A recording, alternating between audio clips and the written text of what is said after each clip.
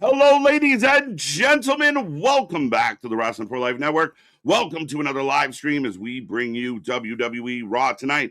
Gonna be a fun one, folks. Lots to talk about, lots to get into. Click all those buttons and let's have a fun time. Let's go.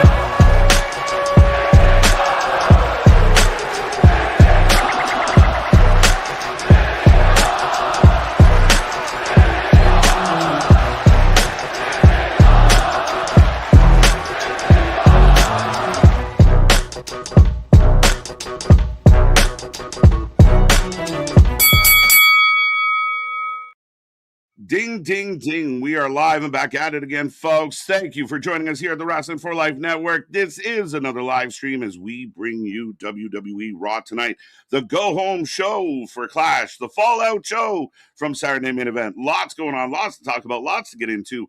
Hope everyone out there is happy, healthy, and safe. You're feeling good, you're doing good. But me and that pretty face got you all night long. We're going to talk about some wrestling. If you don't know who we are, well, I'm Mr. Every Night KJ White, the Iron Man of YouTube. That is Big Nick. Ladies and gentlemen, boys and girls, children of all ages, the Wrestling for Life Network proudly brings you its tag stream champions of the world, the Every Night Delight, KJ White. I am Big Nick.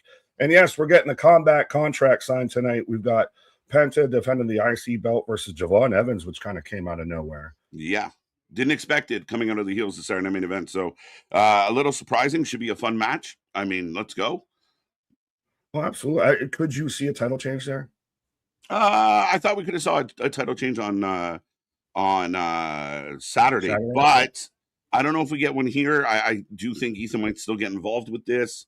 Maybe there's some other factors at play, but yeah, I don't know about a title change here on Raw tonight. Fair enough, but I believe we're starting off with Oba responding to Brock Lesnar after last week, popping up out of retirement. He's still retired, but he's not retired. I guess the match has been all but made official or officially announced for Clash. Yeah, we're locked in for Clash and Oba versus Brock, I do believe. And, according to Heyman, Brock is still retired. But he's pissed off at how he went out, and he wants revenge. And this is the revenge he's looking for. So we saw a taste of it. Will Brock be here tonight? Will he be in the building as Oba goes to answer him? Will he pop up from behind him again? How will this work? So we will see. I like this. I've enjoyed it. I thought the whole ruse, it's been a while since the collective wrestling community was not, somebody wasn't whispering something. This came completely out of left field, him coming back. So I'm all for it. I see a lot of bellyachers and criers out there, but I'm all for it. I like it. My only kind of hiccup with it is the retirement angle at WrestleMania of that we reacted to it. It seemed 100% legit. I don't know exactly where this though fits into this. You could have still gotten to here with this without the retirement thing. The retirement thing feels like it makes it a little wonky. No, but the retirement thing is what made the surprise. If he didn't say shit, I'm done, we wouldn't have been so shocked. Do you ever expect Brock could have just walked off? Yeah, but if he didn't retire, the retirement is what made that moment so shocking. Without the retirement and us thinking he was gone forever, that moment doesn't hit the same. Like, it's still like, oh shit, Brock's beating him up, but Brock never went anywhere. So, okay, we kind of expect something. But with the retirement, I thought it was great. They sold it. Paul sold it. And again, Paul said he's still retired. So that becomes the curious part of this conversation is, he's just doing a victory lap now that he's retired. Well, is Brock Lesnar then just the greatest actor in WWE history out there? Yeah, I mean, if this was all just a sell job of he shed actual tears and everything, I 100% believe the retirement, I guess, thought it was legit. It seemed legit. It even did the X and everything. How do you see this going, though? Does Brock win at Clash and then we run it back at Night of Champions or a SummerSlam, or does Oba 2-0 snuff him? I mean, I wish I could give a clear and concise answer on this, but I really can't. Like, I do think Brock finds a way to win. I think he'll cheat. He'll do something devious. There'll be something underhanded, and then you run it back, and maybe, can you stretch it out to SummerSlam? No, I don't think so. So maybe Clash is, Night of Champions ends up being the final landing spot. I'm curious. They have me guessing a little bit on this as where does it go. So I'm curious. If Oba loses, then you have to get him to get his win back to kind of maintain the momentum that you've been on, I think. If he turns around and after that big moment, he retired Brock Lesnar and then loses and Brock walks off into the sunset again or goes and takes on Gunther and we never get that follow-up, then you really hurt Oba, I think. At least for the current, for the current. I'm not saying you can't fully recover, but you've done a damage. You've done a damage. It's not my favorite look, Nick. It's not my favorite choice. It's I mean, Oba is so, kind of on a different plane right now. So to kind of, give that L back, I don't think that's the way to do it. I don't think that's, we talked about that last night with Jericho a little bit of like, oh, Ricochet, he put Ricochet over. Yeah, but then he took it back. And he made sure he took it back emphatically. So Brock coming back, if he wins at Clash, we're going 3 for sure. Fair enough. You have to go 3. You can't go. I don't even know. Would you do the 2-0 snuff of Brock doesn't get a win? I find it surprising.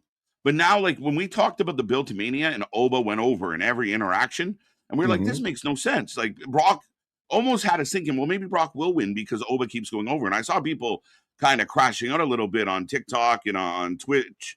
At Twitch, Twitter, wherever, all the places of like, oh no, they're gonna ruin this. They're like, Oba keeps going over. He's gonna lose at the pay-per-view, but then he didn't. So then we all like, all right, Brock never got a lick in. Now it makes sense because they saved the lick till now. Pause. Yeah, but could you do it to where the man Oba retires the man, he comes out of retirement and Oba sends him back to the retirement home? Yeah, you could. I mean, like Brock wants revenge, but Oba says, no, sorry. I'll do it again. And it does seem like a quick turnaround because you've had what, 2 weeks of this at most? 1. Like we kind of had like the 1 week. Yeah, he showed up last week. So yeah, you got a point. Like if he just popped up to kind of die at Clash, just to leave the moment alone, leave the memories alone. Right. Yeah, that makes it very intriguing from my standpoint. But again, lots happening in the wrestling world, coming off Double or Nothing. Some are arguing that maybe one of their best pay-per-views ever. And I mean the AEW fan base saying that kind of stuff. Their best pay-per-view of 2026 and maybe the best pay-per-view of 2026 from start to finish. Oh, absolutely. I know we both initially went into that kind of, well, this is going to be 45 minutes in the Stadium Stampede and Mox is going to go a half hour and all of that. That show managed to actually work out the pacing and it was a lot of fun. They've, outside of them, I guess, having issues getting fans in and issues getting fans out. That seems more on the arena, but also at the same time, Tony, we don't need 5-hour, 6-hour shows all the time. Maybe you could have chopped off 1 or 2, but that overall was a good show. I don't disagree that it's easily already in the contender for a show of the year for 2026. Absolutely. Is up there in probably the top 5 of AEW pay-per-views, maybe top 10. Was it better than WrestleMania? I would argue I was more entertained and had more fun in Double or Nothing over night 1. For sure. Night 2 had some big shit, though. Night 2, did it have big matches? Or big moments? More of like Punk Roman is probably a bigger moment than everything that happened on Double or Nothing. But Double or Nothing overall, was it a better show from start to finish? Yeah, it's neck and neck. It really is. Which is a huge feather in the cap for AEW. For sure. I mean, we talked about it last night, the positives of you sold out the building. You had some intrigue going into it, as much as we might be critical of some of the booking. But I felt like for the first time in a long time, it feels like Tony's somehow listening. He edited himself down a little bit. There wasn't as much nonsense and like angles. Like there wasn't people cutting promos.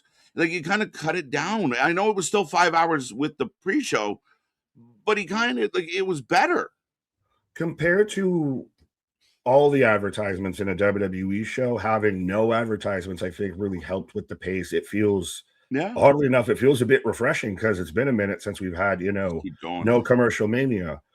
Yeah. But also, did the New York State Athletic Commission kind of help Tony trim himself down a little bit because they allegedly there was going to be no bleeding and there was, limited to no fighting in the crowd. That's why the Stadium Stampede went the way it did, why Moxley didn't bust himself open, all that.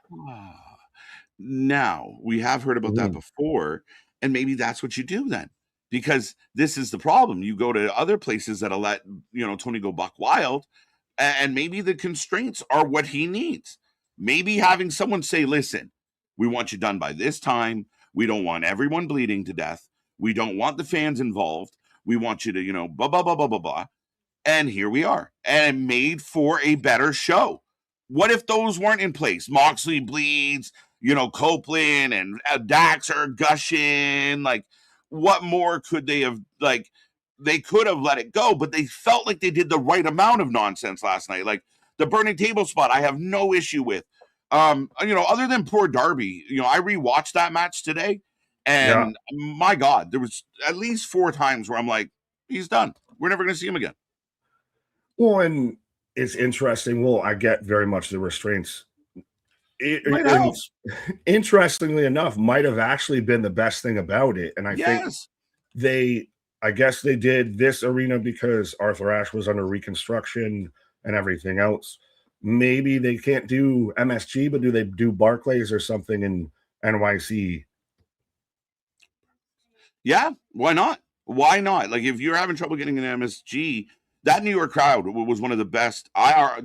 For my money, the best crowd we've had for AEW in 2026. Was it really a perfect storm of everything with this show? Maybe. All right. Like, I mean, outside of, I would have dropped 2 of the matches, and other than that, the show was pristine. Like, it was clean. It was good.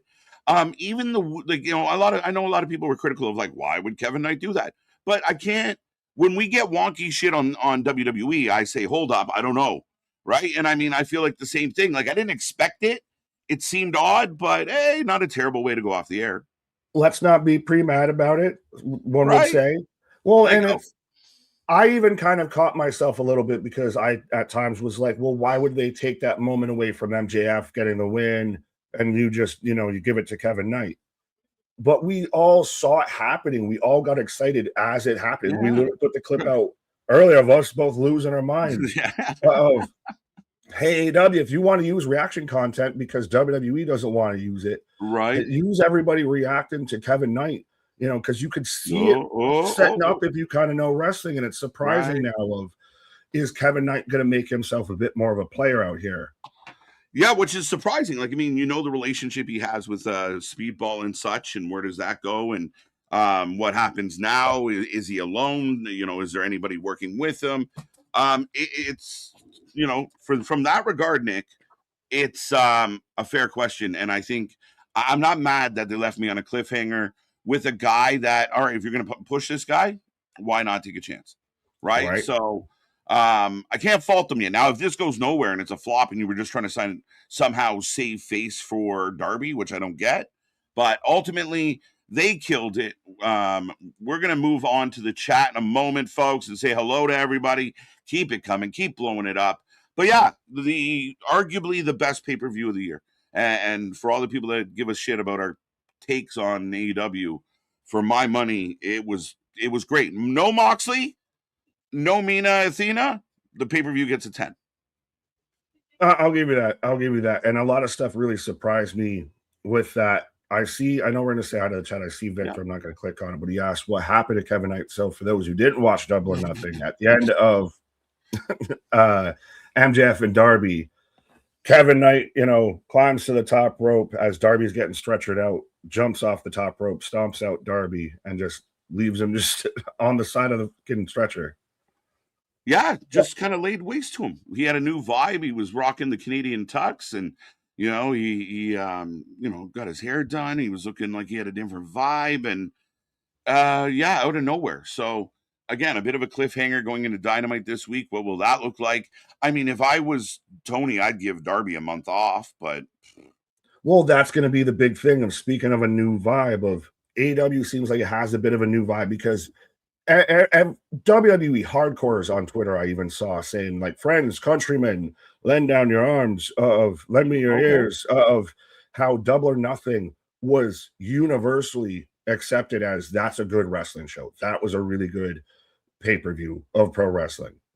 Yeah, I mean, that's the fun part of this. And I think if more people could do that and go, I'm not a big fan of AEW or I'm not a big fan of WWE, but hell of a show tonight. We got some, usual suspects out there, but like, no matter what AEW does, it's trash. No matter what Right. WWE does, it's garbage. But I mean, if you can take a moment and go, look, I usually don't like AEW very much, but that killed. I mean, that's how we're supposed to do it. As a wrestling fan, I was entertained for the bulk of that show. Good match after good match. And we talked about this a lot. If this is where the best wrestle, give us the best wrestling matches. And a lot of those, 2 or 3 of those could be match of the year candidates.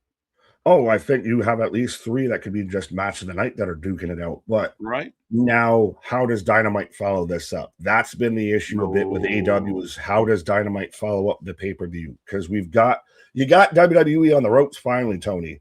You've got them, on the back foot here, and you've got a good bit of momentum. You got to follow through. I think so. I think if you can string together some good shows, and I know some people out there are going to say, but they do put on actual good shows. Right. Again, this pay-per-view proves like it's not just boo at all cost. It was, oh no, that's good. Thank you. Finally, we were hopeful for a reason and it paid off. So I want them to keep this ball rolling. You got other big shows coming up. So let's get ready. And, that's the challenge now. Make your weekly show better. Whoever, pretend you're in New York for every show, and it might make you a better booker. Just someone in the office just tell Tony a lie all the time that it's the same rules. It's the athletic commission, even if there is no athletic commission. Came down with the rules. You can't do this. Right. Yeah, Tony just got off the phone again. Same people, sorry. They're telling me they can't do the burning table and the flamethrower. You have to do one or the other. Though they did allow almost a homicide, due to bus. That was actually hilarious because even I guess like the alert system for a lot of people that they have on an app in New York City alerted that there had been an accident because of that. Like they almost had the goddamn cops called like it was WCW and the NWO was running amok. It's crazy. That was one of my favorite parts of the show because we thought Davis was dead, and the next thing he just walked by the screen like Weekend at Bernie's with the bandage on his head. But that being said, folks, we do have some Raw tonight. Like we said, it is a go-home show for Clash. If anyone out there's sleeping on Clash, it's stacked, and we might add more, so hold on tight. But it's big match after big match after big match, so we're looking forward to this one for sure, Nick. 5 matches, 4 championships on the line. Let's go. Big names. Top 3 from last night. Spaz, Victor, Ronan. Get in the chat. Get your points. The more you chat, the more points. Super chat, super stickers get you bonus. Make sure you get in there. Let's give Spaz, Victor, and Ronan a run for their money tonight. And then one more order of business. The new champ, the new prediction champ. A name we've never read out loud before unless there's a different alias, but Chris Rotz is our new prediction champ. New champ. We've had a true new champion crowned out here. So there we go. It's gone out of the cycle. We're moving people up into the top of the card out here. We're doing what some of the pro wrestling should be doing and working in new talent to the top of the card. New champ, up and comer. There you go. Congratulations, Chris. As brand new name. There we go. I love seeing it.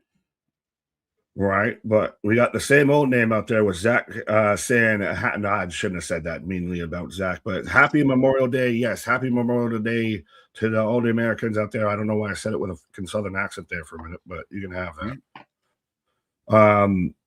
Eric, hey, Wrestling for Life buddies, can't wait for tonight's go-home show before Italy. Happy birthday to the Tribal Chief. Everybody acknowledge your Tribal Chief out here. One's up. Let's go.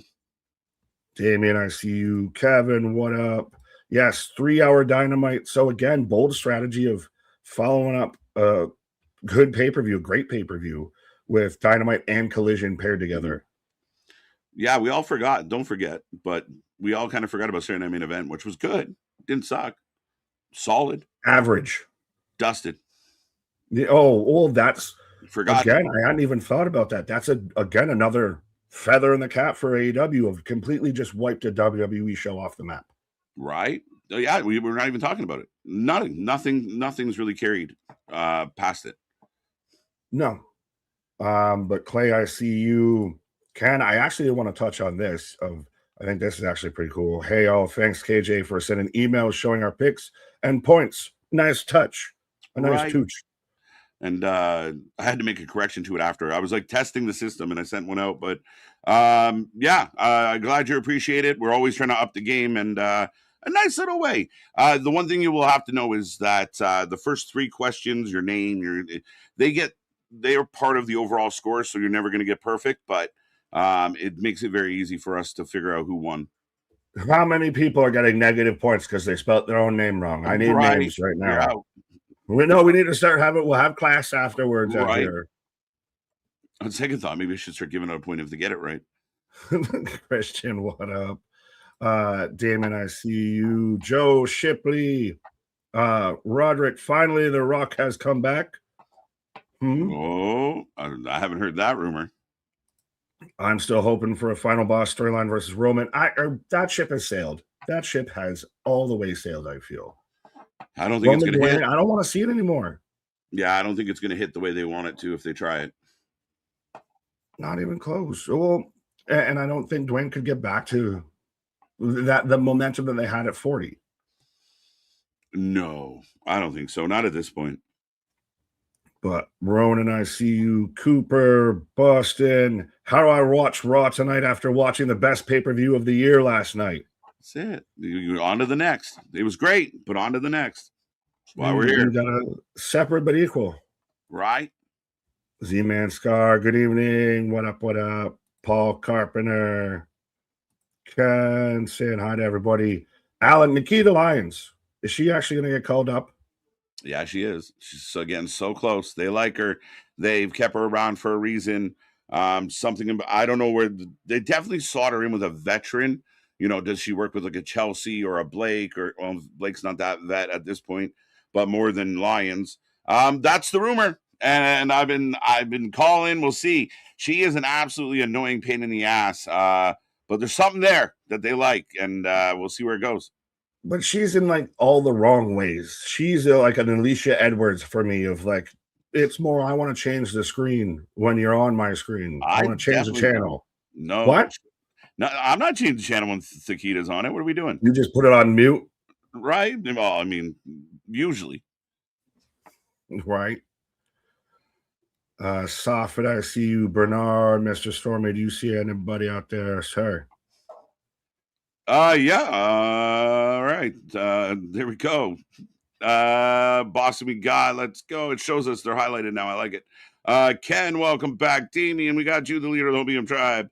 Daniel Barry, Sports Highlights. Happy birthday. Happy Memorial Day. Yeah, to all my neighbors to the south, but to all our American fans, happy Memorial Day as well. Don't forget that.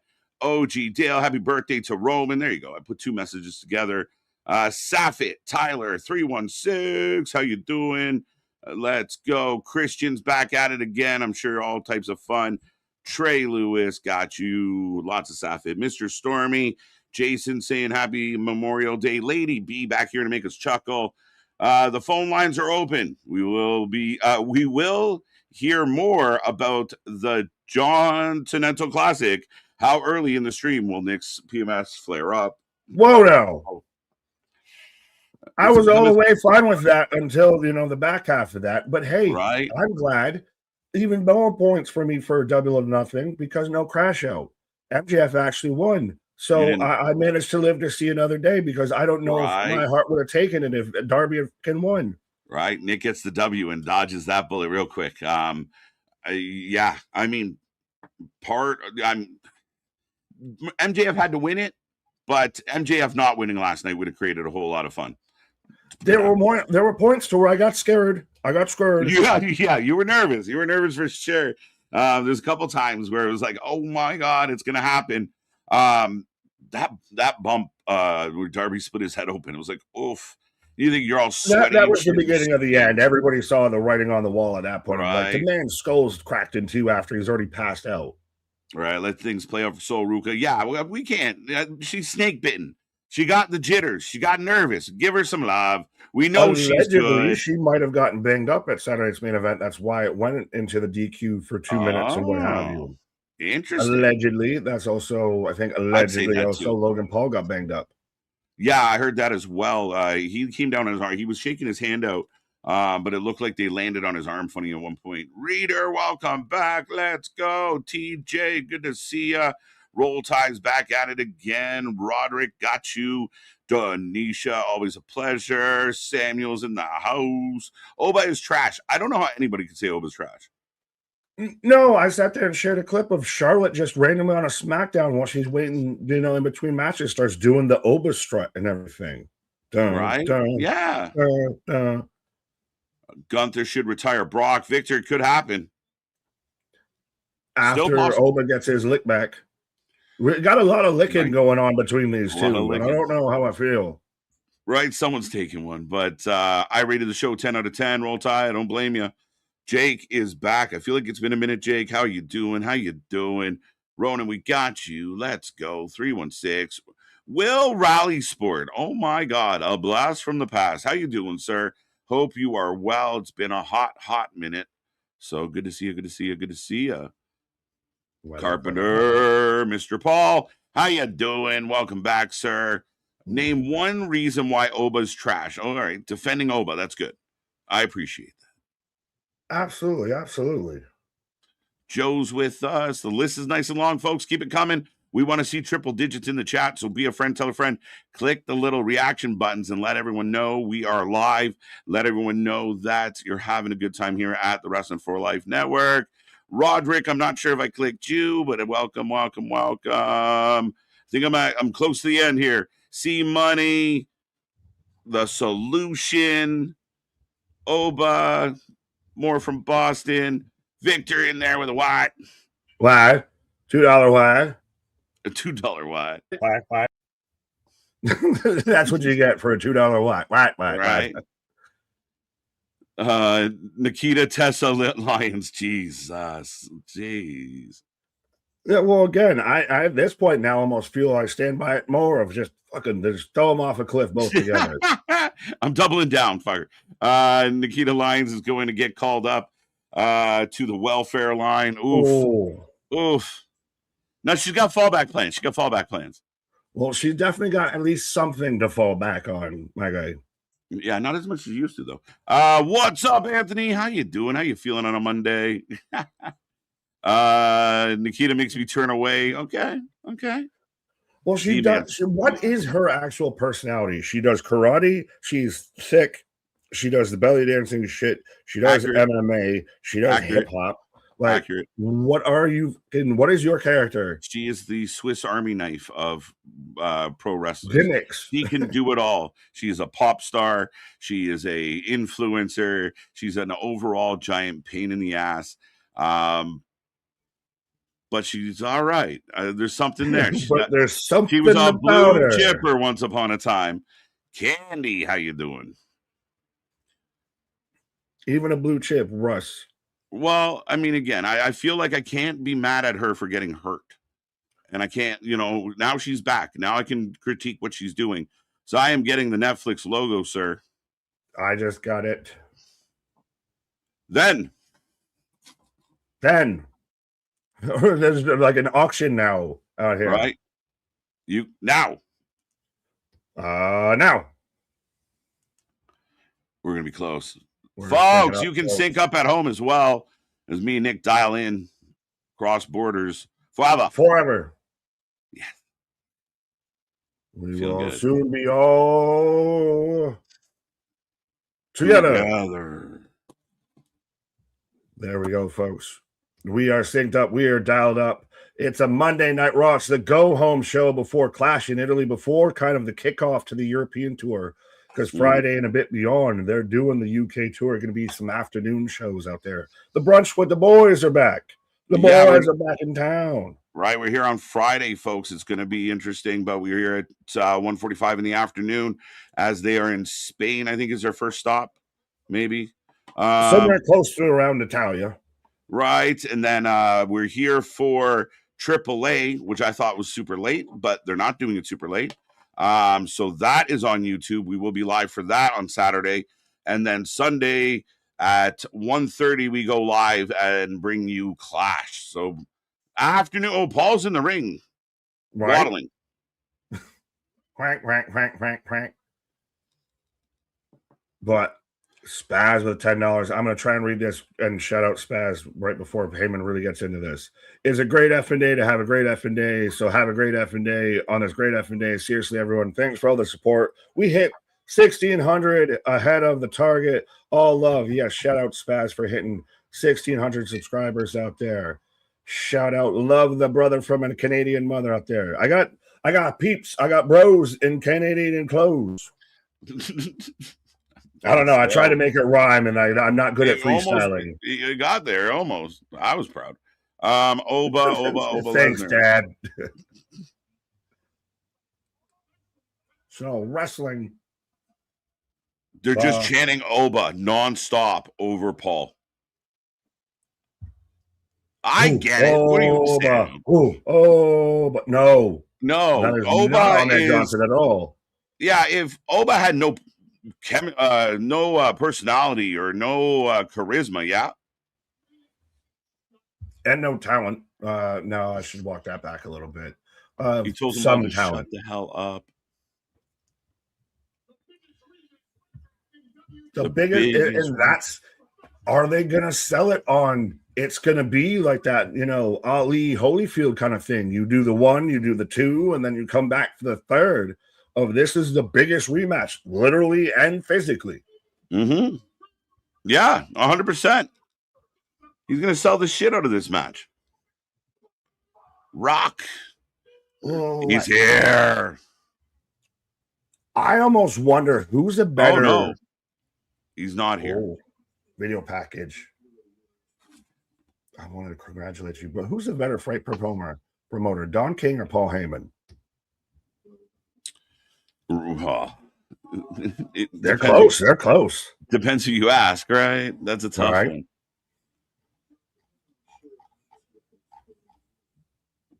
And a candid moment with Brock Lesnar, Nick. Who's what now? It's nice. We're breaking it down. It's just Brock focusing on his feelings. He's explaining what happened, why he's here. I'm done. Yeah, I said. At least this is okay. Then this is what I wanted. I said I had an issue with the retirement, and it felt like it added a monkey wrench into this story a bit. Of Brock out here, at least give me some explanation. I'll take that. Give me some explanation on this. Right. Brock Lesnar can take an ass whooping. But can you? Well, I don't know. You took an ass whooping and retired, bitch.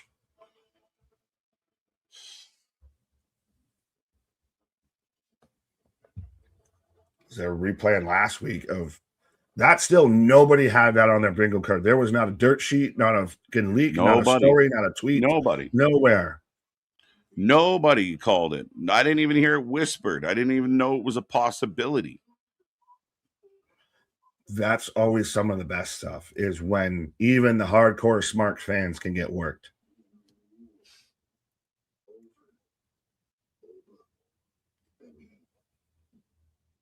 A rule over Obafemi. There you go, man. So there you go. Basically, I've been whooped before, but this is bullshit, and I'm taking it back. But that's a good way to kind of edit Brock talking instead of Brock when his voice cracks and everything, because at times Brock's voice doesn't fit the body that it's in. Right. But it was good. It was intense. It made sense. Like you said, that guy whooped me so bad. I said, fuck it. I'm not doing this anymore. I quit. But it didn't sit well, didn't sit right. And here we are. Right. Samuel's challenging you to a battle rap.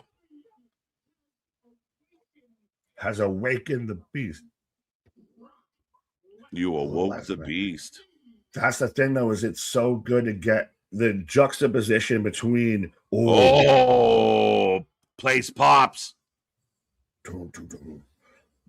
But the difference between Paul on the mic and then the Brock video package, the juxtaposition between those two, like double sold it. Like, okay, I got some cake but it's got the double layer icing on it and everything.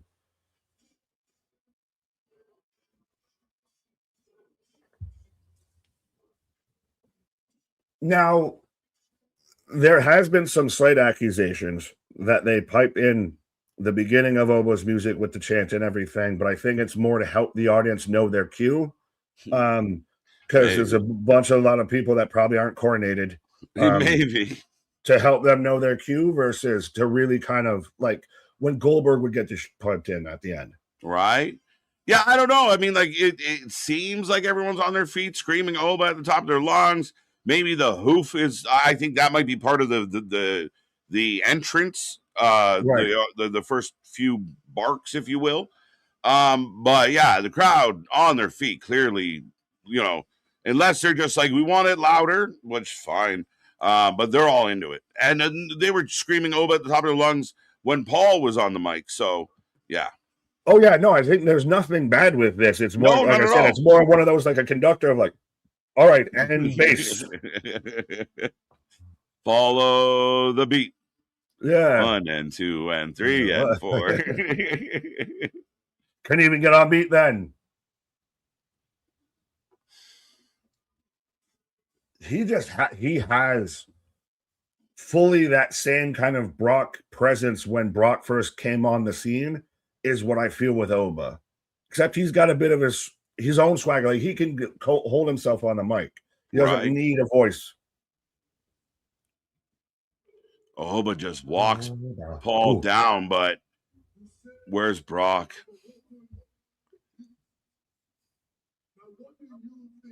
Yeah, but again, this is so good. What do you think he has awoken in me?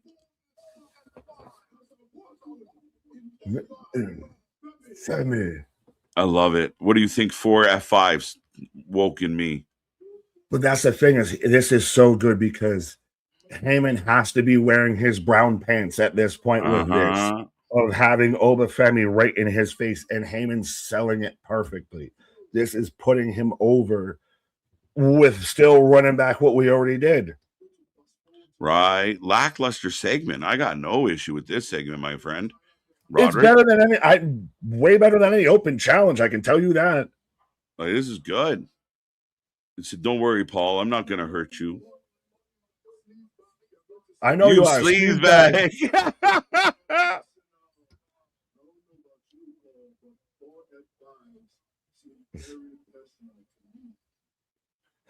4 F5 is very to me. Look at those people sitting down and screaming Oba, LOL. I mean, I think you could, but I didn't see many people sitting. Let's be real. Oh, he's going to sign the contract on Paul Heyman. On Paul Heyman. And Heyman just please, God, get me out of this. Right. Yes, Oba gets yum-yums. The ruler gets yum-yums. Yum-yums. A bonus one, just case. I'm fucking to kill him. I don't want to say that on YouTube. I don't know. I don't know. That's intense. He wants to unalive him, folks. Yes, in game. This is. I don't want to pick on our buddy, but 316. Yes, it's called a rivalry. It's like called like when you get a series and then like you play on a Friday, a Saturday, and a Sunday. Yes, that you're right. The Knicks are still playing the Cleveland Cavaliers tonight. Yeah, like what are we doing? I mean, they might be not after tonight, but we'll see. Oh man, these two teams played last season. Yeah, yeah. Yeah, it's like the Bills being pissed. Fuck the fucking Patriots again. Right? You think they give us somebody new out here? For sure. But no, I don't think that there was anything bad with that. Like, I think they've done a fantastic job in the 2-week build to really get us back sold, and I don't think it would have taken a lot. But I'm now super interested to see where they go with this because I can't pin it. You said it earlier. There's no way you can definitively say how they're going to go with this. As they are replaying the Soul Becky situation. But yeah, I mean, you're not positive. We feel like Brock's probably going to win, but I don't know. Right? Well, and that's the thing is we don't exactly want Brock to win. We just know the way that they do things. Right. Yeah, I don't disagree, Boston. Fair enough. A little bit. Sometimes, I mean, the old rule of thumb is never say something you can't follow through with. So Alba's not really going to kill him. So I maybe saying destroy or put him away for good. Yeah, perfect. As we're getting a replay of the main event of Saturday night's main events, where your favorite wrestler and my hated wrestler, Austin Theory, gets the 1, 2, 3. You got to win. You got the dub. That's all you can say. You got to win. You got the win. It's all that counts. Does Roman not travel in the belt? He keeps getting handed it. It's weird, right? He's got a box. He's got a gift. Oh, he doesn't want that shit. Keep your birthday cake. Yeah. So Roman's still a dick. Well, is he supposed to be a heel? Is Jacob supposed to be a heel? Who's supposed to be booed? Oh, I don't know. Jacob seems like the happy guy. I kind of want to hang around with Jacob more than Roman right now. Oh, who throws cake? Triple A. Yeah, who throws a shoe? Who throws a cake? But we've got the AAA GM backstage. That's true. Maybe the hottest show in wrestling. Do you think now that with Ray being the GM, he clearly gets involved and we kind of reignite some things in a feud between him and his son, who's now his world champion on that brand? Yeah, I mean, again, that's a great way to get back to, that kind of retirement match for Ray. Well, it's funny because I haven't seen anybody really make that connection. Once they announced it, I'm like, that's the first thing I thought. I was like, but Dom's your champion, so now your dad's your boss. Yeah, and it will cause static, right? And then maybe, again, we'll see, they might let it just play out, let Ray be the manager for a while, and then you set up this whole situation. Oh, yeah. As up next, we are getting Penta versus Javon Evans for the Intercontinental Championship, and thank God it wasn't an open challenge. They just booked this one, so yeah. But still, if I hear the word, I like open challenge haunts me in my dreams now. Open challenge. What about 5-minute eliminator? That is just that. It's like speed eliminator. 5 minutes, 3 minutes. Open challenge. A lot. Gauntlet. 2026 has been the year of the open challenge, and I feel bad because, I really did commend the U.S. title and what it did. Now, if I bring that up, it's like, oh man, but it's just another one of those. Everybody saw that it worked, and let me copy your homework. But just copy it, but don't make it look like you copied. And everybody just straight up copied. Straight up copied, and again, it's a good way to kind of circumvent a big angle and to get into an angle or get into a really good match. So everyone started doing it, and now we're overdoing it, and I don't know what to tell you. Like you got mid-card guys doing random, beat me challenges. Kevin Knight had an open challenge, has an open challenge, and he just invited Darby into the open challenge, I guess. Right. Darby can't show up on Wednesday and fight Kevin Knight, can he? Will he show up on Wednesday or will he show up and fight Kevin? Those are two different things. Well, he's going to be pissed at Kevin, but you can't just show up on Wednesday and be okay. And plus, is he okay? He took worse on a Wednesday and showed up on a Saturday and still won, taking more worse. Right. I don't know. Did anyone out there hear confirmation that Darby's A-okay? He's not concussed or did Tony I missed it. Did Tony confirm Darby's good? Was Darby at I haven't seen much come out of the press conference or anything, which Tony, stop fucking doing them. Stop do it. Do it the next day. Do it beforehand or whatever the fuck. Just stop. I don't. Right. What do you get really out of this? And who's sitting there watching that at when I was clocked in at work at 5 a.m. and they hadn't shut down their live feed yet on YouTube. That's hilarious. But The only thing that I saw that came out of that was a big kind of noteworthy thing was Tony's hinting, considering, like we've talked about, going adjacent to WrestleMania being in Saudi. Yeah. They're going to be out of the US, so fuck it. Doors open. He's going to be Kevin McAllister in Home Alone. Go back to New York. Even if it is, Louis, to MSG. Imagine if AEW did MSG while WrestleMania is in Saudi Arabia. Right. Tony Khan, if you could do that, that is the biggest let my nuts hang. You have marbles with that. So hilarious if he did it. I don't know if they'd book it, but let's say they can't get MSG, like you said earlier. There are other options nearby. Barclays, yeah. But I want it because that fan base was so into it. We criticize a lot of the crowds of just, why did you pay to sit on your hands? Like, I don't get it. You could have sat at home and shut up. They made the WWE US crowds look like shit. Like, if you're a WWE tryhard out there that goes to actually all the WWE shows, if you're a green t-shirt guy, you've been laid down the challenge by, Queens, New York, on how to be as a U.S. crowd when it comes to watching wrestling. They were into so much. And like I said, even my big criticism was, the Moxley match. And, but even at the end of that, they were kind of into it. Like, by the time they were quiet for 85, 90% of the match, but right at the end, they kind of picked it up. But they were a great crowd. A big part of why that show felt so fun was the crowd. And I give them, kudos for that. Yeah, well, and we've talked about it. I think it's a 100% an idea that Tony should do is, if WrestleMania for the first time that I can remember is going to go off of North American soil of 100%, you've got a whole bunch of, a fan base that's not going to want to fly over there. Mm-hmm. You're about to sit there. Like I said, you're Kevin McAllister, Home Alone. Right.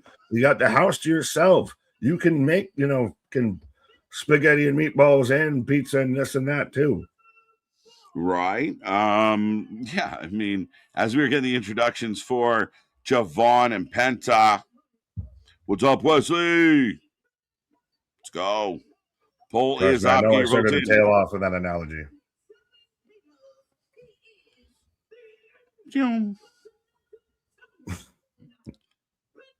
A lot of people inside WWE thinking Enzo Amore is already signed. That'd be curious. Then when do we see him? Do they show up in Italy?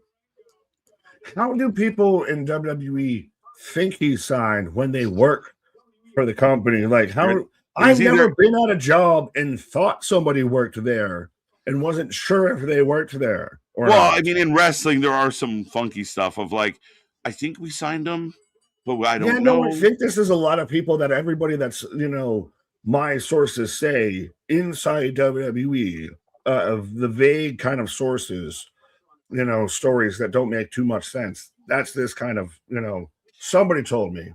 Yes and no, for sure. But I feel that way about almost everything they do. Oh, shit. Going for the cutter right away. Right. Matt should cook.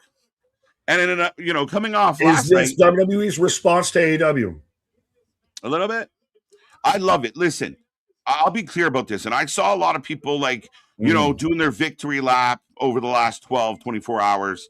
Then I saw a lot of people kind of pouting. Listen, ladies and gentlemen, I'll make this very clear. When all this noise began between these two companies, this is what we wanted. This is why I was an AEW fan. For shows like last night, where they really can put their shit together once in a while. However, this is what we wanted from the beginning, because if they go out on a Sunday and cook and everyone's talking about them cooking, hopefully they'll show up on a Monday and cook. And then Tuesday's got to cook. And we run it right through the gambit. It's a domino effect. And we want to see everyone do well and be strong. But if one side's lagging so far behind, they get complacent. So let's push it. Real good. Iron sharpens iron. A rising tide raises all ships. The reason we had the whole boom of the Attitude Era and the Monday Night Wars is because those two companies were going literal tit for tat with everything out there. And now it's what you want to see. It feels like it's an actual even fighter. At least, you got at minimum a puncher's chance. Well, let us know that you're in the ring. You're in the same ballpark. You're hanging around. But this is what we always wanted. Like, I'm not mad. Like anyone out there mad about it, like it makes no sense. I'm not mad that AEW had a good show. I'm thrilled because now I want Raw to be good tonight. I want NXT to be good. I want TNA to cook and get better. I mean, that's the fun stuff. TNA, or sorry, Christ almighty, let me rewind that. AEW having a great show last night was the best thing for pro wrestling at this point in time because it gives some credibility to AEW and makes people want to tune in and at least follow up on Dynamite. Right. I saw a lot of people that was the first show they went to or the first show that they tuned into because WWE has kind of commercialized it a bit too much and pushed it away. And I also think that puts WWE on notice of you didn't, wobble them, but you put a scar on the chin, you put a little scratch there. So now they know that they got to take notice and actually follow through with some shit here.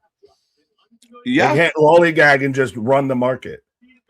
I would hope not, right? You really would hope that would be, and that's what we want to see. So, yeah, did they look around and go, oh my God. Me. Into the table. Did they just see Darby's spot and say, how could I do that mildly safer? Mildly, yeah. Penta just carries them through back first into the table. Right on the tailbone, though, because you see Javon just like, nice. Right. But no, I think AEW having that show last night, 100%, gives me hope that this wrestling shit isn't going to pop as a bubble. Of now it's again, they're actually showing that they got to fight in the game, that they're not, they aren't who we thought they were, if that makes any bit of sense. They can actually get their together because they haven't been doing it for a minute. And now they can actually start to close. Could you actually see to where WWE and AEW start to close the gap? No. Yes. I mean, we've always thought the potential was there. Yes. But I don't think it's going to happen tomorrow. We got to be patient. No. But it's a big step forward. If you keep putting on legitimate bangers, not just the pay-per-views that the sickos think were a 10 and everyone else thinks was a 5, legitimate double or nothing bangers that are legitimate by the masses, thought to be good. Yes, they can close the gap as far as at minimum, maybe not company size or depth or whatever, but just sheer on viewership and paying attention. Sure, they did a mill once before. Well, and is it one of those that even you don't exactly have to close the gap, but if you ever see the viewership numbers kind of tick the other way instead of the talk, then that might be a thing. If you see a Dynamite viewership spike a bit, that might be an interesting, noteworthy thing. And that's, again, you have to follow up on your weekly shows. You can't rely just on the pay-per-view. Your pay-per-views are great. Make your weekly shows great too. And I will argue till I'm blue in the face with anybody out there that wants to have the battle, but they've done 8 or 9 weak sauce. I think there was one in there that was above average, but they did it. They've been on a very weak sauce Dynamite run. I'm sorry. I know that was after Revolution. That was Revolution. I know you were kind of worried about, and that would have been the sentiment of that. They'd maybe get a moment or something would be kind of clippable or talkable for a bit, but the show itself really didn't matter. No. No, I mean, if I was Tony Khan right now, all I would be focused on is my numbers and going, okay, this many people are watching. We're going to try our hardest this week to see what happens and watch that number go up. If the number doesn't go up, you got to change what you're doing a little bit. And I think that would be my focus for him. Don't give a shit what they're doing right now. Just, it's one of those things you see those, in the marathon runners of don't worry about the other guy. Just keep your pace, your pace. You said, is Tony actually listening though? Is Tony actually finally in 5 years listening? I could be delusional, but I feel like it felt different. The energy of the whole show felt different. It wasn't, how many times have we been here for an AEW pay-per-view and at the end, the last half hour, we're like, okay, are we done? We love who's fighting, but it's just, are we done? Please let us go. So we're back to I Javon and love, I Penta. think it was the first stream you and I were together watching an AW pay-per-view, and we were talking about, like, who do you think is going to win the main event? I don't know. Just make it fast. Right. But as we are back in action, as I did find this stuff, Ronan, this match is indeed bouncy. Bouncy. Anonymous said, Nick, so after last night's show, are you all in to cover Wednesdays? We'll see. At least, we know at least that, Dynamite's now going to be 3 hours after Double or Nothing. So you're going to get 8 hours in 72 hours of AEW. Yeah, correct. Yeah, I mean, I'm interested. I want to know what they pull off. Oh, cutter. 1, 2 go. Right, let's go. Jams, KJ Nick, we need to talk about FTR. Okay. People saying when their contract's up, the WWE is interested. That's one of those just throw it against the wall and see if it sticks stories. Weren't they one of those that said when our contracts are up, we're retiring? Yeah, they did, I think. But things change.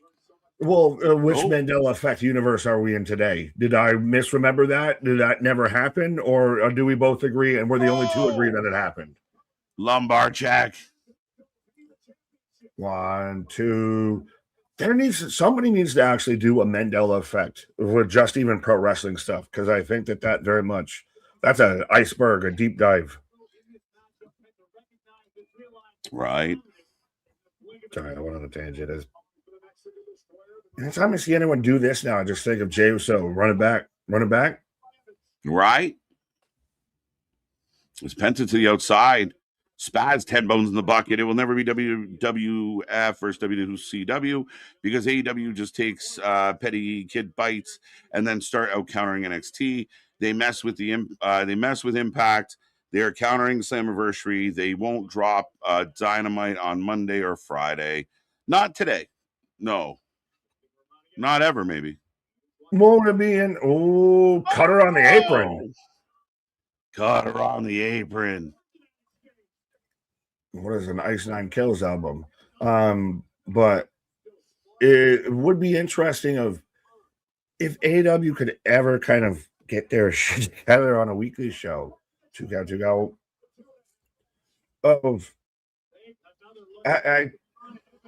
They don't have to win the war. I think this is very much they at least they landed one on the chin.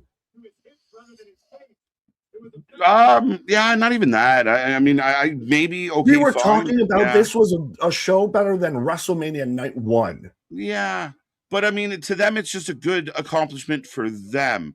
Like the idea that somehow like it's a landed blow, I don't think so. I mean, I don't know. Oh, 2 count. We'll see. It's not going to change overnight. I can definitely agree with you on that. This is going to be, you have to. Mm-hmm. This was the firing of this was the first shot in the war. But yeah, you should never say never, because a couple things could be at play, right? Because if Dynamite's or AEW's overall numbers start rising and WWE's decline, they're going to get closer to each other quicker than you think, right? Like, but again, it's a marathon, not a sprint, folks. Well, like I said, we're not saying anybody won a war here, but I do think this is the closest shot that Tony's landed on the chin. Okay. We were talking about how it was better than at least a night of WrestleMania. Okay. When have you ever heard that kind of conversation happen with any AEW pay-per-view? It depends who you ask. Meltzer says they're all better. So well, yeah. Oh, yeah. I mean, I get what you're saying for sure, and I'm not disputing it. I literally just don't look at it that way. No way. Oh, Breaker. It's over. Canadian Destroyer. 1, 2, 3. And be over. Big win. What up, Nicholas, over on Twitch? My head snapped around when you said Nicholas, just because of right. Yeah.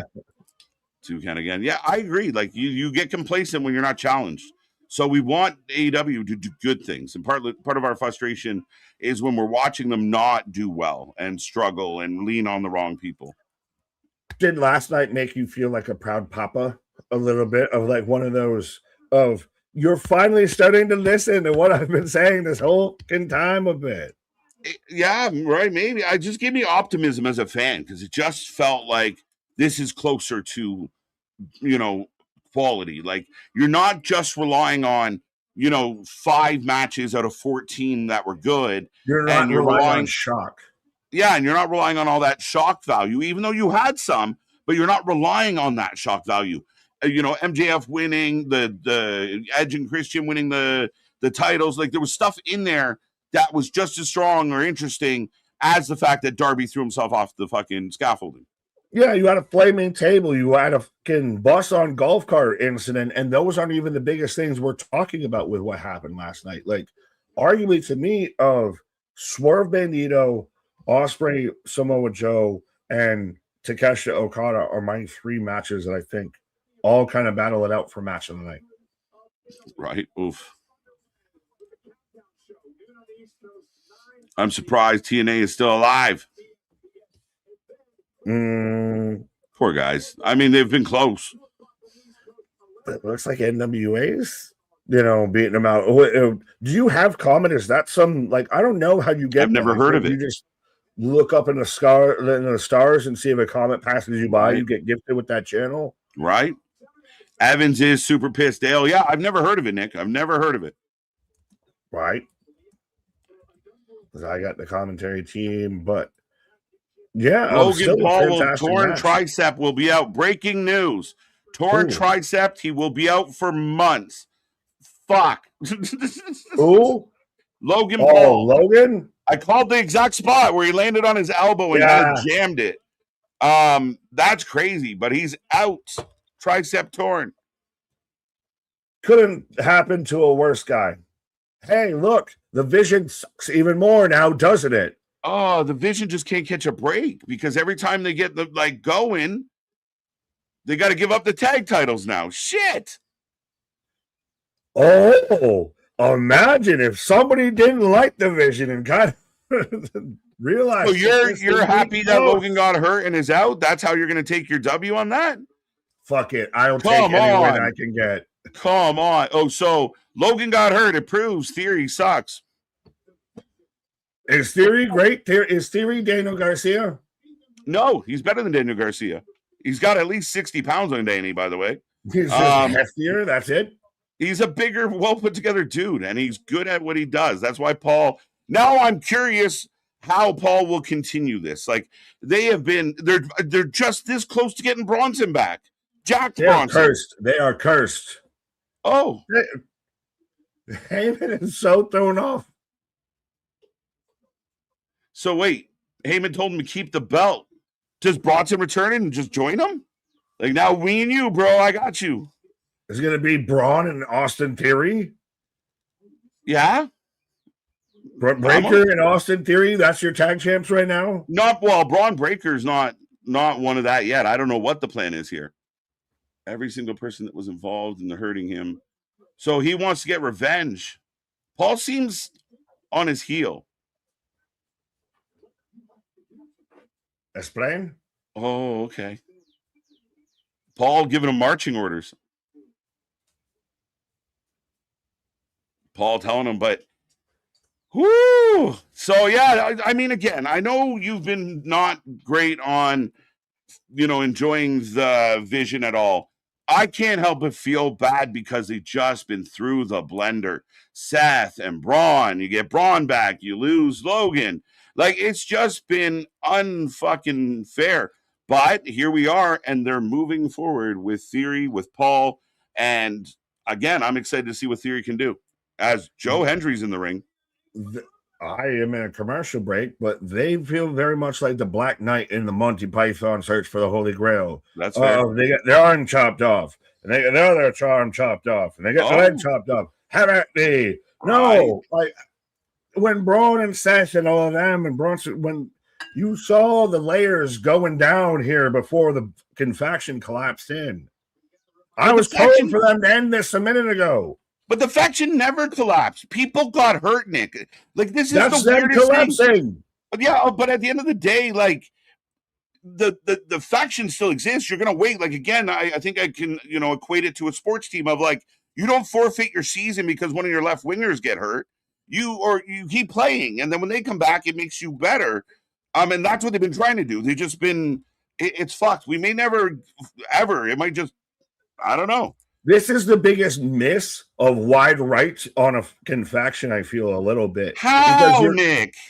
Let me explain, because your starting quarterback went down, and then your running back went down, and then when you're starting to get your starting quarterback that went down, your wide receiver went down too, and then your fucking tight end went down. Yeah, but I don't feel like fucking kicker's down. I don't feel like in the realm of wrestling, that means that, like, it was a wide right. Like, they failed to. We've never seen this faction as a whole 100%.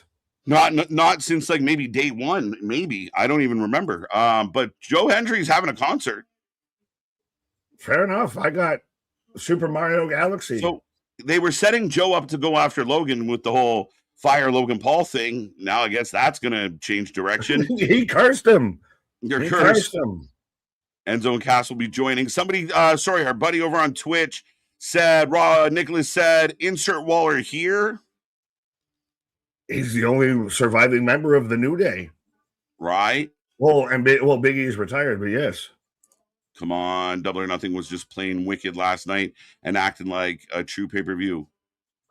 Yeah, I think so. Yeah. I don't know who. Evening.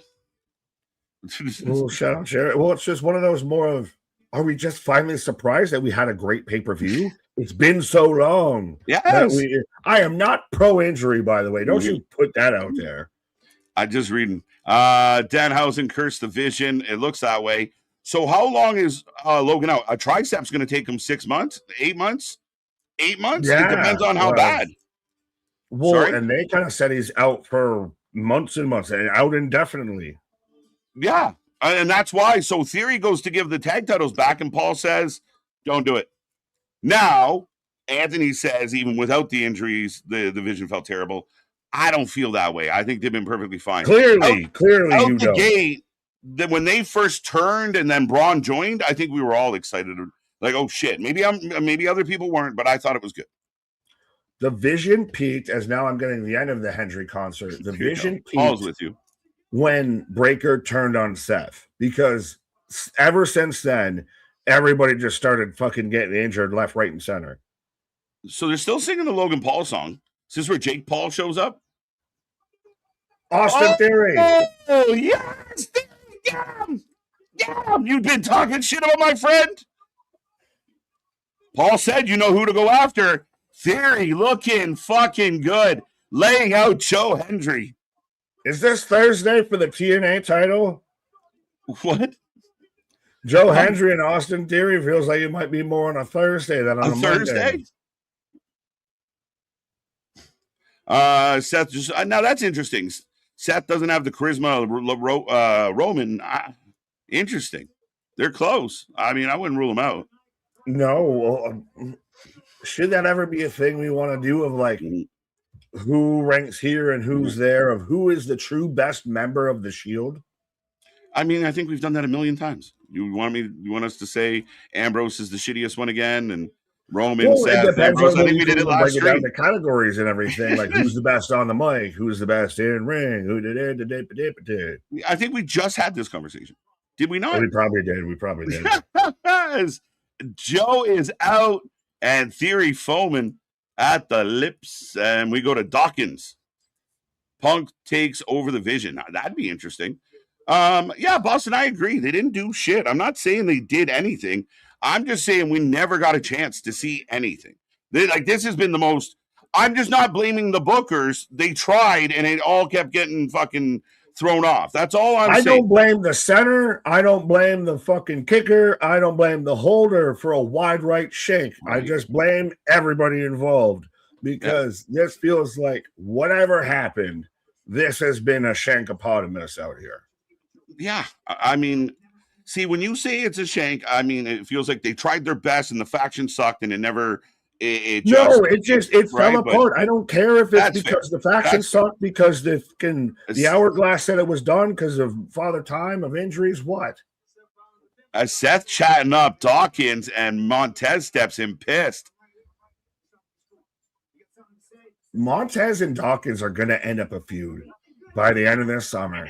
They're going to end up a feud. There you go. And Anthony's standing strong. He thought they were going to fail. So far, it's hobbled its way to an L. But at this point, when like Logan's injured and Bronson's injured and Breaker's just coming off of an injury, and he had to kick out Seth because he got injured, when do you call it quits? Right. I don't know. I mean, you were come up to the wheels fall out. Yeah, like you were optimistic. Braun Breaker's back, so you're like, okay, Braun, Theory, Logan, good. Bronson's super close. We're gonna really be able to do this. Now Logan's out, and that plan goes back into the fucking blender. I mean, that's all my point is just they've been snake bitten. They never got out of the gate. We'll never know what they really could have been. Maybe, I don't know. Fair enough. Well, no, I got Seth out here. Seth versus Montez. That some people do to where they think they're trying to talk to somebody and they're talking at somebody, to where he's like, only one of these people in the circle has been a main event at WrestleMania. Only one of us in the circle has been a world champion. Right. We're going to get Seth and Montez, bro, which is insane. Give me Montez with the win, please. Right. I don't even exactly want him on the Street Profits to break up. I just want to see Montez kind of get a bit of a push. Anonymous is funny here. Nick Curse backfired, and Austin Theory is now featured. He's the only one left. Kit Wilson just sit there with the mirror out there. I feel like Seth and the Profits are going to make a trio.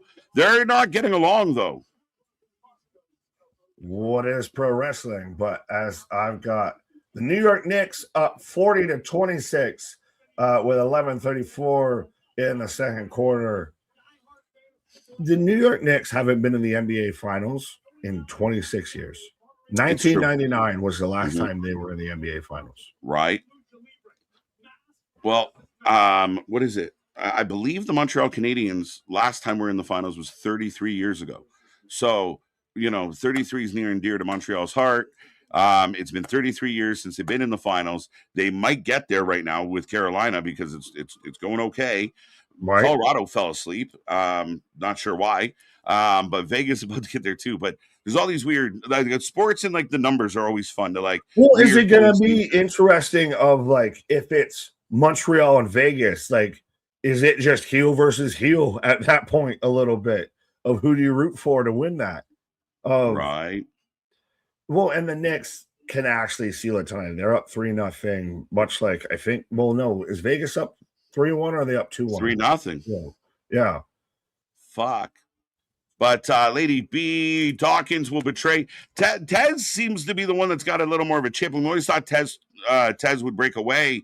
As we are getting the hype package for dude, this shit's been so good. The Grande shit has been outstanding. I based on what I saw last Saturday, I really feel like Ludwig's got to keep being Grande. He's so over that Chad, you send him back to WWE to go after a mid-card belt, and we move on. No, because well, even the other Grandes with Tyler Bate and Pete Dunne at this point, fuck it, I'll accept it versus seeing, Brutus Creed in the goddamn, overalls, underpants mask and everything. But no, I will, at this point, I'll raise the stakes. I will pay you a small amount of money if anyone can actually give me an edit of these two, just one more fight, because it kind of feels that it's that level in AAA. Anybody have the Spanish translation of Limp Bizkit out there? Limp Bizkit. No, I just want the edit. Like if you did a WrestleMania 17 edit style of Ludwig and Gable, Grande and Grande. As Javon and Penta showing love for each other after their match tonight. So nothing but respect there. And Ray Ray. It's crazy to think that Ray's like the adult in this situation, but looks like a high schooler. Right.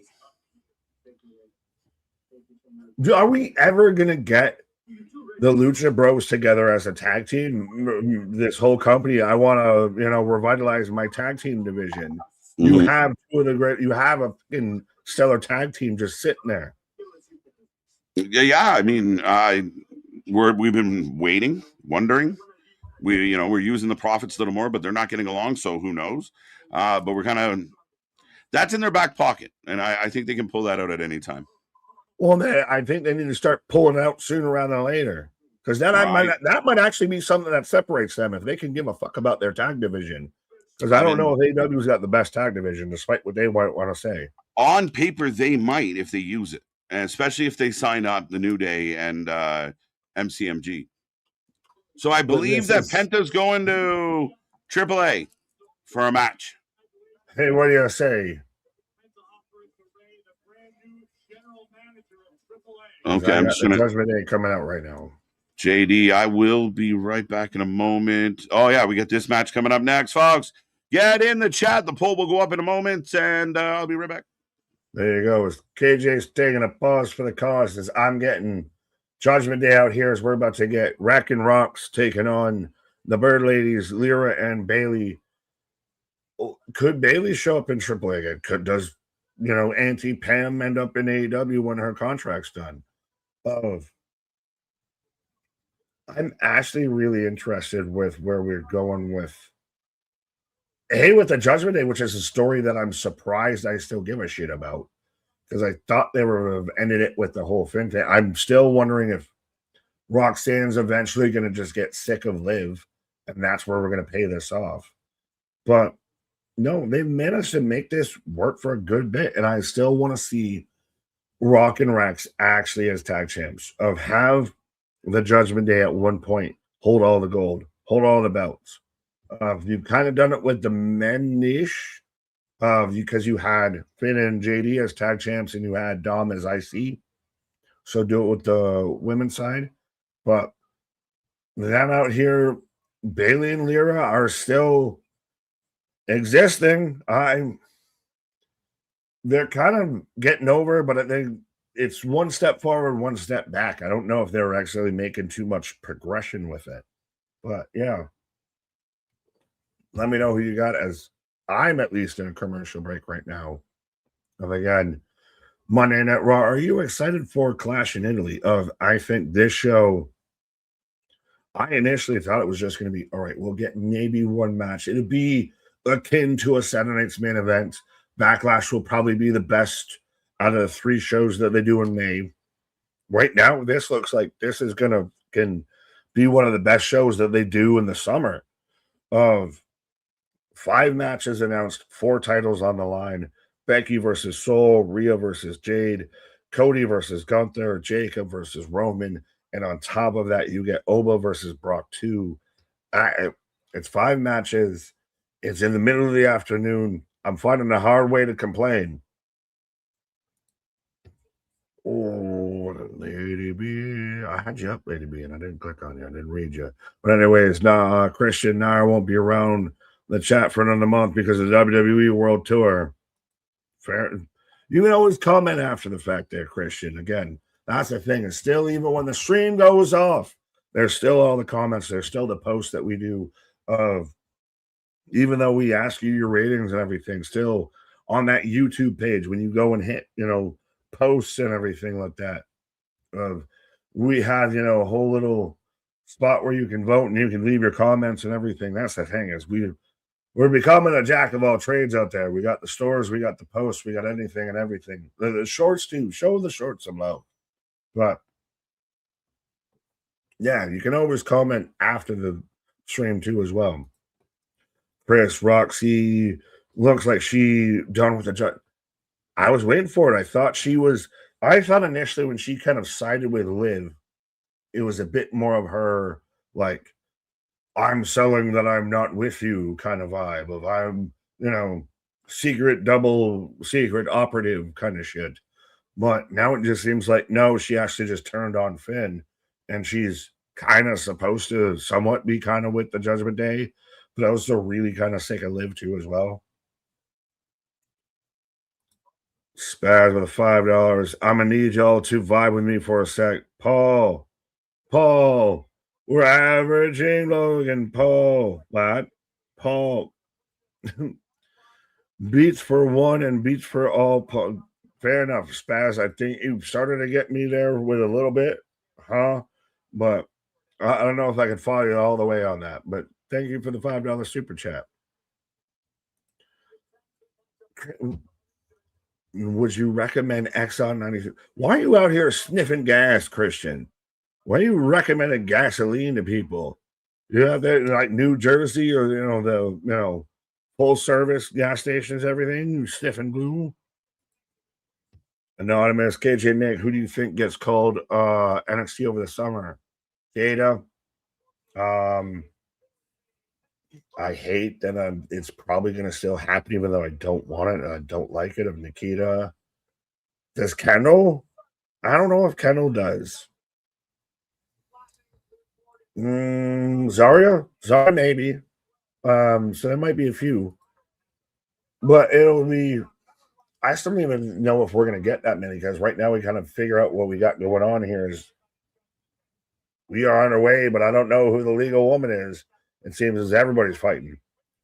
But Deadpool party Montez is going to turn on Dawkins for sure now. That's what seems like they've been kind of teasing of. He's kind of upset. Well, especially more. I like the aspect if they're going to go this way of the Street Profits keep losing. My guy, I got a kid on the way. I need to make sure I'm good. I need to make sure my bread is right. I need to make sure I'm up here. I am a tag champ. I am, not asking to get a pay cut. I am not out here getting, future endeavored out here. We need to make sure we're doing what we need to do out here. I got a kid on the way. I've got extra bit of pressure, and maybe that can kind of start the seeds of dissent, the tension that they've already been teasing with Ford and Dawkins, and nobody fully feels like an asshole splitting up, if that makes sense. He's a justified heel, if anything. As we did have Ding Ding as Raquel tags in Roxana's Lyra going at Raquel right now. Grande has to beat Mysterio. The pop will be insane. Is that going to be? Man, I don't say it. I could see it very much at some point that Grande is going to be your mega championship at one point. El Grande Americano, the gimmick every AEW sicko hated, is also going to be in the same lineage as Kenny Omega holding the same championship. But I digress. Judgment Day for the win. Nair getting excited for Clash in Italy. I think it's a pretty stacked out show. I expect it, like I said, to be a bit more Saturday's main event, and they have over-delivered. Here's Liv 360. Oh, no. I got that one already from Spaz. Thank you. Excuse me. Chris Arcane. No, Grande isn't losing just because he got arrested. Oh, they very much have cleared that up. At this point, it's right to back his passage. Yeah. As we had talked about, as I've pretty much already been pretty adamant about, you can like it or not like it, if WWE wasn't going to address that worth anything. As long as it didn't mess up their travel arrangements or anything, they didn't care. That's, the least of their concerns. Raquel is that some Tybo elbow shit? She was just, let me touch the ground, elbow. Touch the ground, elbow. Never seen that before. Nick, here's the reason why I'm going to be absent from the chat. Because the FIFA World Cup and I have a workout schedule to follow, I'm going to get jacked like CM Punk and making friends around the world. Well, there you go, Christian. You tell all your friends around the world about the Wrestling for Life Network. How about that? I want to see, an extra 30 people out there saying they tuned into us because they heard about us from Christian around the world. The feeling around the world.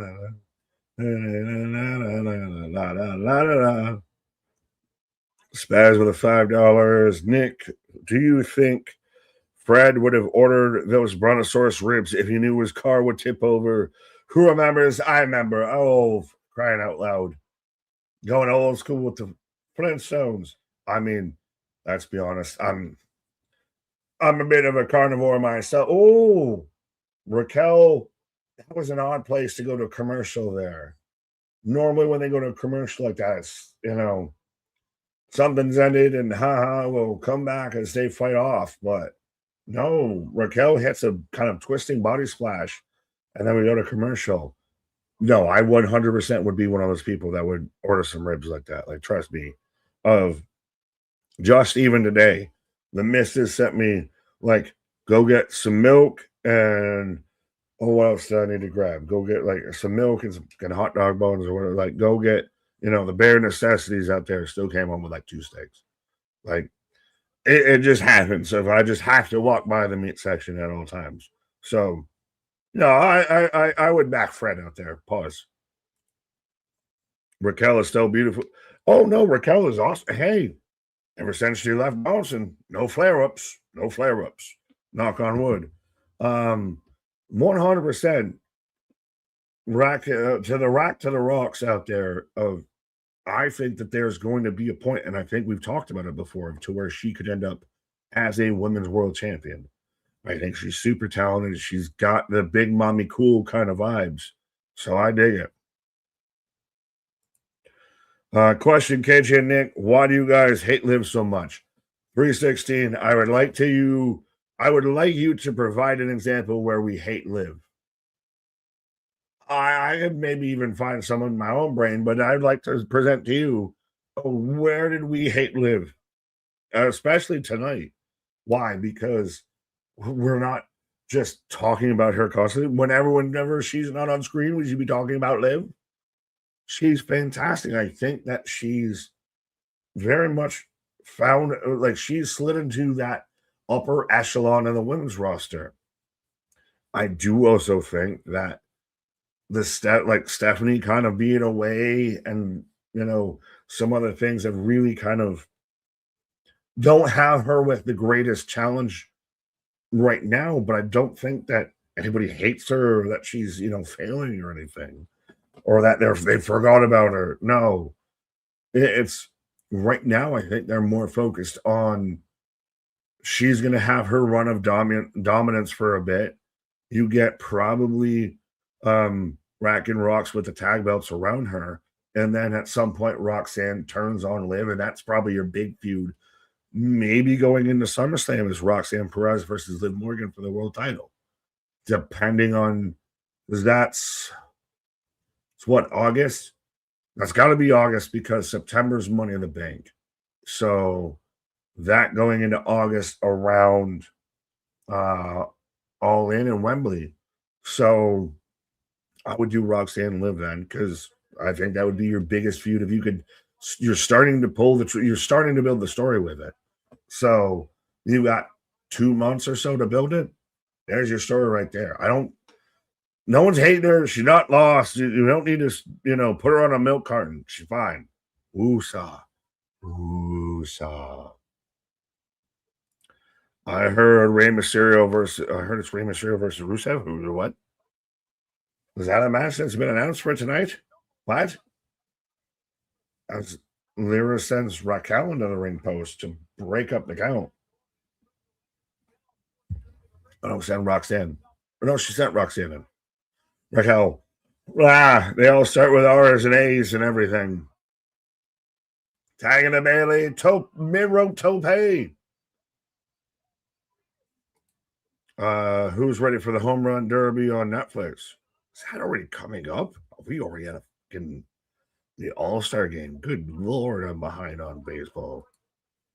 Boston Ken, I'm not allowed to. Only if someone is on some crazy, insane type stuff. What? What are we accusing out here of?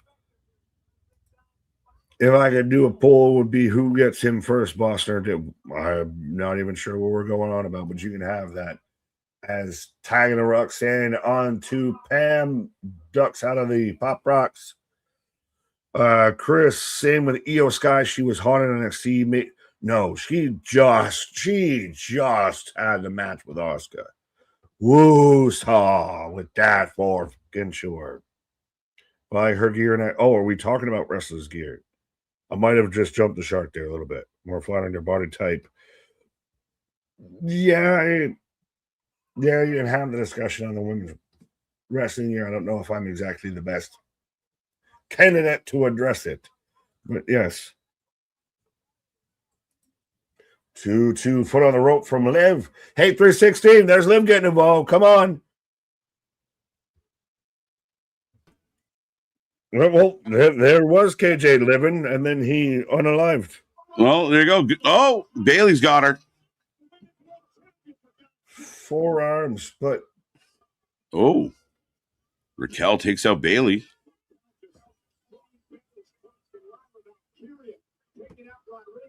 I do think Rack and Rocks are at some point going to end up being that tag team title holder. I mentioned it while you were on your pause. If they did it with the men to where, Dom was your IC champion and JD and Finn held the tag titles, you could do that the reverse with Liv, and then Rack and Rocks have the tag titles. I thought that they had that at one point, but then they had teased it. They had teased it because of Nikki and everything, because Nikki had it and all that. Okay. Or, yeah, well, because that's who still has it, of Brie and Paige. They had teased it when they beat them up a week or two ago. Okay. Yeah, I thought all three of them had the belts at one point, but Mysterio distracting the ref. Bailey gets pushed off the top. Here comes Rack. I could be wrong. Now that you're saying that. Oh! Pop Rocks. Oh, man, that was a 2.99, and I'll hold up. Yeah, no, I could be wrong. You might be right with, the first reign of Liv having the title. Right? Oh, that didn't go the way that was supposed to go. I think they were supposed to propel, and they just sunk. They fell. As Dom's back on the rope again. The belt goes in, but Bailey and Roxanne fighting for it. The ref still the back. Oh, she falls into Dom. Bailey with the roll up. There you go. She was showing the discontent between Roxanne and Liv. I meant to do that. You guys got involved and you ended up costing us. Da. Yep. Bailey gets the win. Bird Lady's hobbling. I hope she's okay. Yeah, I'm worried because she went right to her knee. That looked ouch. But I do think, is your Liv Morgan match at SummerSlam her versus Roxanne Perez? Could be. I mean, I like Roxanne a lot, and I think sooner than later she's going to get some spotlight, and that could definitely be the case. Steph's out right now. Of who else is really you're going to have being Liv's challenger. I guess that 316's comments of Liv doesn't exactly have a true opponent right now. So do you use this? Go ahead. Did Stefan Vacour come back last week? Did we see her last week? As we were going back to last week, speaking of that, with Jacob Fatu, Bernard Dolph was done bad too. I thought he had a lot of potential, and I really liked him. I think Dolph hit his potential. Yeah, the Nemesis has kind of reached their ceiling, and then they just kind of glided along with it for a minute. Dolph's a Hall of Famer. Dolph's a guy that mid-card guy that put a lot of guys over because you knew he was going to sell the shit out of it. Thank you, Dale. Just having her in my dreams, apparently. But, I mean, we're waiting for kind of the falling apart of Judgment Day's ladies' side. We've seen the men fall apart. Now we're waiting for this. It's getting close. Right. Well, I'm still surprised that I'm this entertained and compelled by it when it's going on for 2 years now? Right. I thought it could have been more. Well, instead of being more, we're going to be less here for a minute because I'm going to pause for the cause here. There you go. Nick going to stretch his legs and grab a pause. We're rolling as we're getting a video package of last week. The Usos, Roman, the Bloodline. The OGs laying a beating on Jacob Fatu, leading to their match. It should have been Ziggler. Yes. Thank you, Jeff. I thought we saw, like, I know what it is now, but it's because I watched a run back of an old show. But yeah, is cleared and returning. Okay, maybe that's what it was, Damien. So we'll see. I still think Judgment Day, their time is ticking. I don't know how much longer we're going to see the Judgment Day running, running around Raw. This is long been coming. Dolph was this generation's HBK. I wouldn't go that far, sir. And I may be on the island by myself with that one. You may a little bit. That might be a reach too far. I like him. I think he had a lot of upside. As Pierce is sitting down with Roman.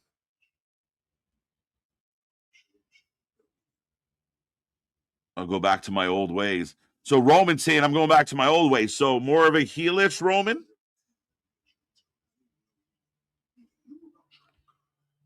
I didn't even know he knew about tribal combat. He's Samoan. He been around. What do you mean? I didn't know he knew.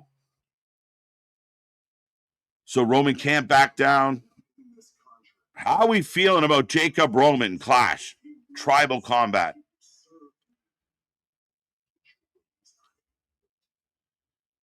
Austin tried to relinquish the titles, and Paul basically told him not yet.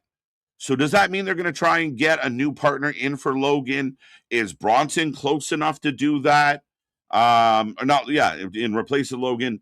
Or does that change? Right now, it looks like, Theory put the belt back on his shoulder and walked off till we saw him beat up Joe. So do they feel like Bronson is close enough that he could step in? Do you tap a Waller? What options do you have? But he hasn't done it yet. LA Knight. LA Knight up next, folks. Very interesting. What will LA Knight have to say tonight? But don't forget, we are back tomorrow. We got more coming your way. As always, we're here right through till Sunday again. And then all the following week, we don't stop, folks. We watch more live wrestling than anybody else out there doing it on a higher level. But NXT tomorrow is going to be fun. Wednesday, the fallout from Double or Nothing. What will that look like? 3 hours of Dynamite and Collision. Impact on Thursday. SmackDown on Friday. Saturday, we got some AAA. And then Sunday, we go to Clash. And we're getting a Memorial Day package narrated by Cody Rhodes.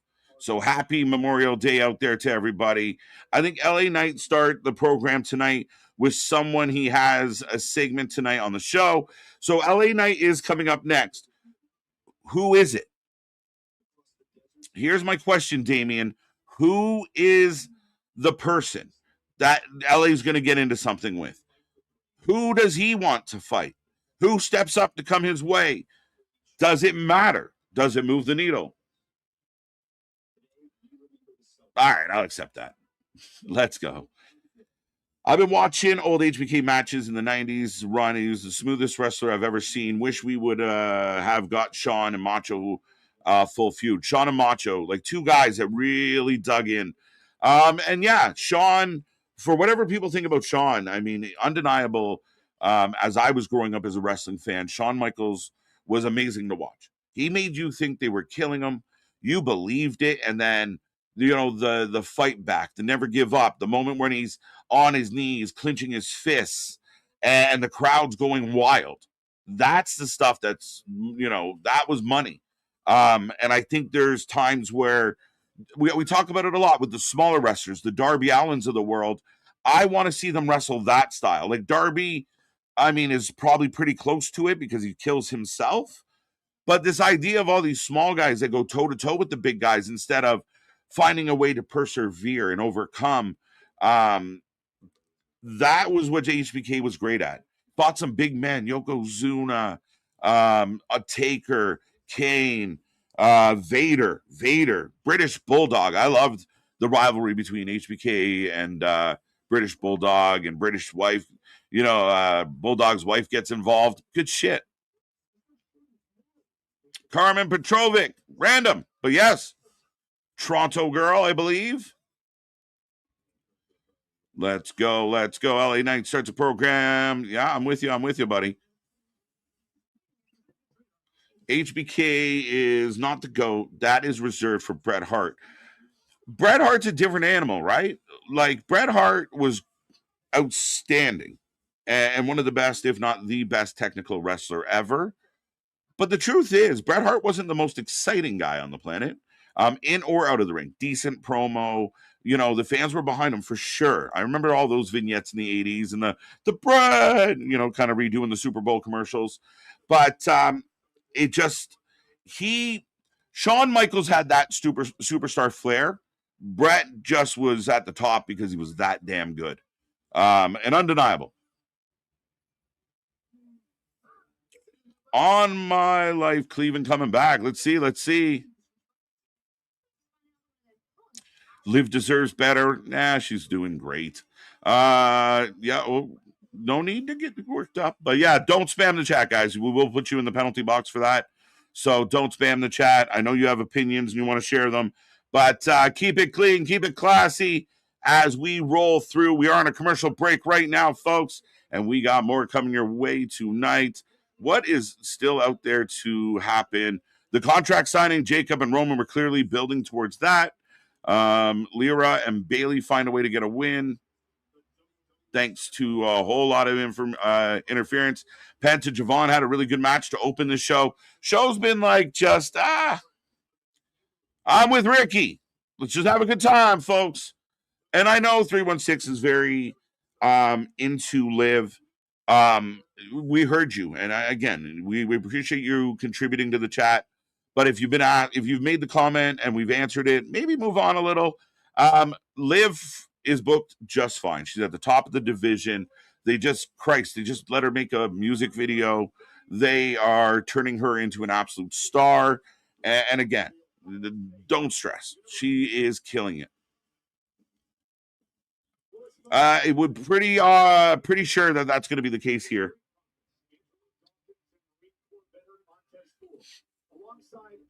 National Veterans Memorial. Okay, so Montez and wife and Dawkins went sightseeing. I cycled between Bret and Hart for 3 and 4. 2 is The Rock. I mean, The Rock. The thing about The Rock is it was just so, and I hate to be so punny here, but it was electric. He had an energy about him. I hated him as when he was a heel. I absolutely hated him. I think back to when he laid the beating on Foley, and I loved Foley so much, and he just kept coming and just kept doing it. But his dynamics, I think he was underrated as far as actually selling. You give you a good match, throw in an arm drag or two, athletic. Again, it's so hard when you start looking at everything, right? Nick, thoughts on Enzo Amore pulling back on indie bookings? I mean, if people are looking for some smoke, that might be it. If you smell MDB, how you doing, buddy? How you doing?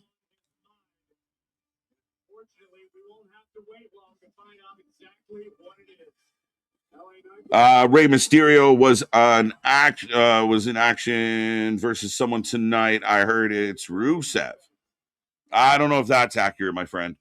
I think Ray is focusing on his GM duties right now. Are you saying like dark match? LA Knight in the ring. Let's go. What do they do with LA Knight? Where does LA Knight go? What could happen? Yeah. I'm trying to think of a mid-card that he could go against right now. And I'm kind of drawing a bit of straws out here of. Does it matter? Is it the Usos? He's had issues with them. That's the thing. He's had issues with the Usos. He's had issues with Seth. They're all tied up. Yeah, I don't know. I'm really torn on this one. I really don't know where you go if it matters. Getting a good reaction though. Do you need to kind of almost start rebuilding LA? Maybe it's time for him to be a heel. You're a franchise in a rebuild a little bit of. You need to kind of stop acting like you're a cup contender, you're a title contender. Let's, start back at, square one here. Yeah, I don't know, but yeah, I mean, it's tough to say. If you reset them, does it undo everything? Does it take something drastic? A soft reset, Okay. USA.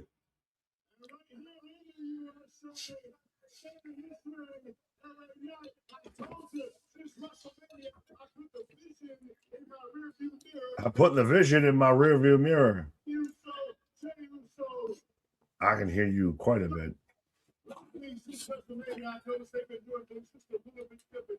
I have to put my mutant suit here. Next week, right here. He's talking about the Usos, the King of the Ring. King of the Ring. Hey. LA Knight throwing his hat in the King of the Ring.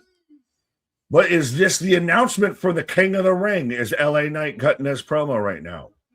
Pretty much.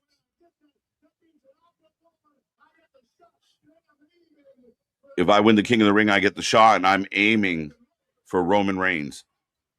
So, hey, AEW is doing the Owen.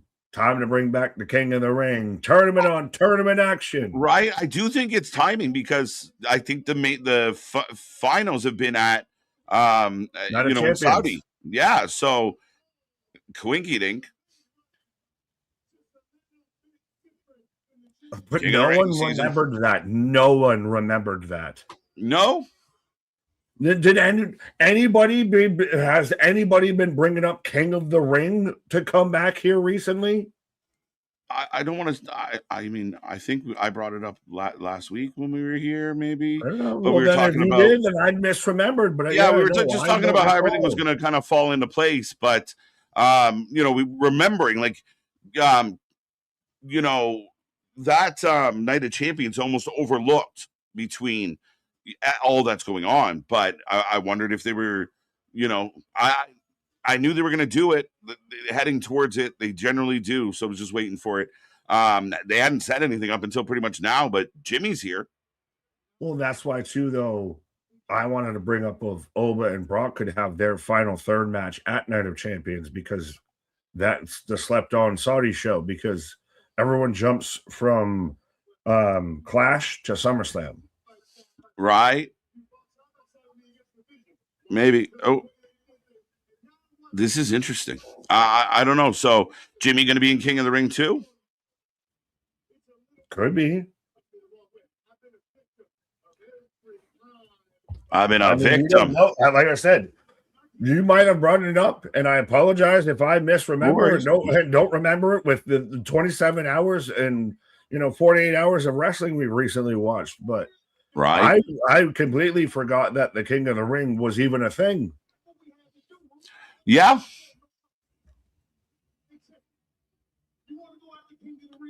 Could you get a J in it? A J in a Jimmy? Maybe. Hey, if you shimmy. If you win King of the Ring. A fair shot. You'll get a fair shot at the title. Are you being honest with me? How do you feel about Roman saying, I got to go back to the old me? I think he's been going back to the old me.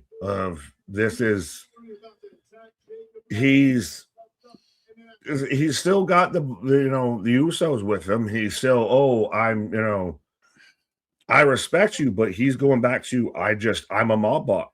Excuse me. Mm-hmm. That's what the tribal chief has been. Mm-hmm. He sat there. We said he was doing the heel stuff when he sat there and tied up Jacob in the ropes. We got here of Jacob out there saying, I'm not dead yet. Roman, tribal combat. Roman said, I didn't know he knew about that. He was in the email chain. You're right.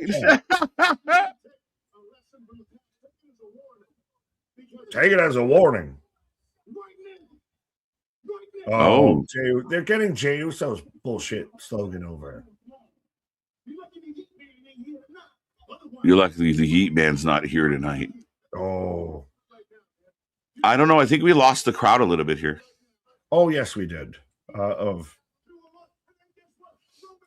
This, I don't even want to say it exactly sounds like too insider baseball or anything, but it just doesn't, like, I'm not compelled in this conversation. Oh, really? Is it compelling, Jay? Is it compelling? Right. I don't know. I feel like this is redundancy. Yeah, even though so LA's just trying, basically saying, I'm going after Roman because I want to win the King of the Ring, and just Uso warning him to stay away, or just running back the same kind of sentiment they've been going back and That's the thing is this is like the third promo that we've seen that feels kind of the same between LA talking to the Usos. The only thing that's missing is Jay standing beside Jimmy. I feel. Yeah, fair enough.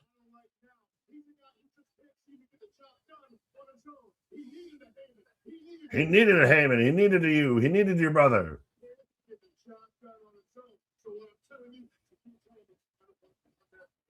Is it interesting though, coming from LA, saying stuff of he can't get the job on his own when you haven't even been offered the job? Right? I mean, you haven't got it yet. LA Knight, yeah. He's out there, like the Rizzler and Big Justice out there throwing all the cocoa water on the ropes. So this man's, slippery when wet. Oh my, little butter for you. I'm snoozing. I think I zoned out too. I mean, that was a tough one. Crowd kind of lost it. It got a little long. Yeah, that whatever that was, it ain't it. Mm-hmm. Yeah, it wasn't. I mean, I think it was okay in spots. I just feel like it ran on, and like you said, they started repeating themselves of like, I'm gonna do it. No, you're not. I'm gonna do it. No, you're not. I'm gonna do it. Ethan Page.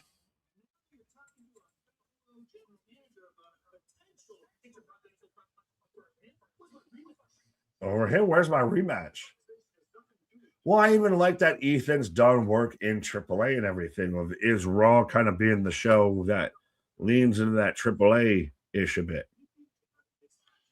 Maybe.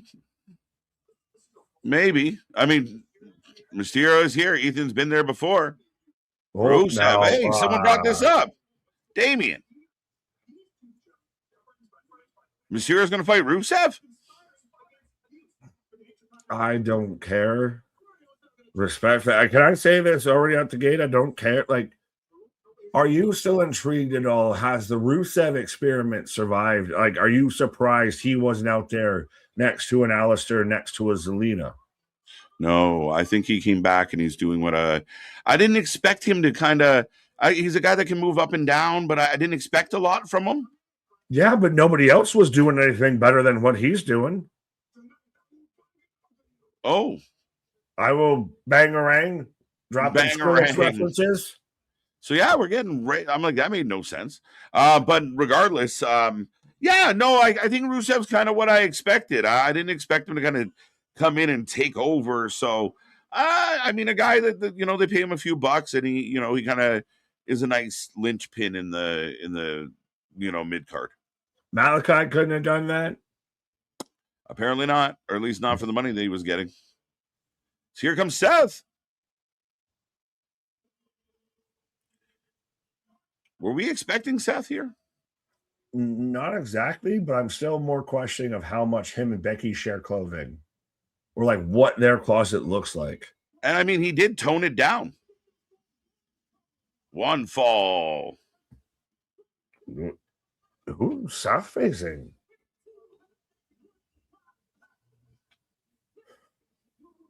Have I been halfway asleep at the wheel with this? Who's south facing tonight? Montez. Seth versus Montez coming up next. That's pretty crazy. Why am I just being made aware of this? I didn't think they were going to do it here. I thought they were just teasing it, but here we go. That has star making all written all over it out there. Right? Yeah, fuck. Well, could this even lead to where it ends up to where the Profits kind of not exactly turn heel, but turn their back on Seth?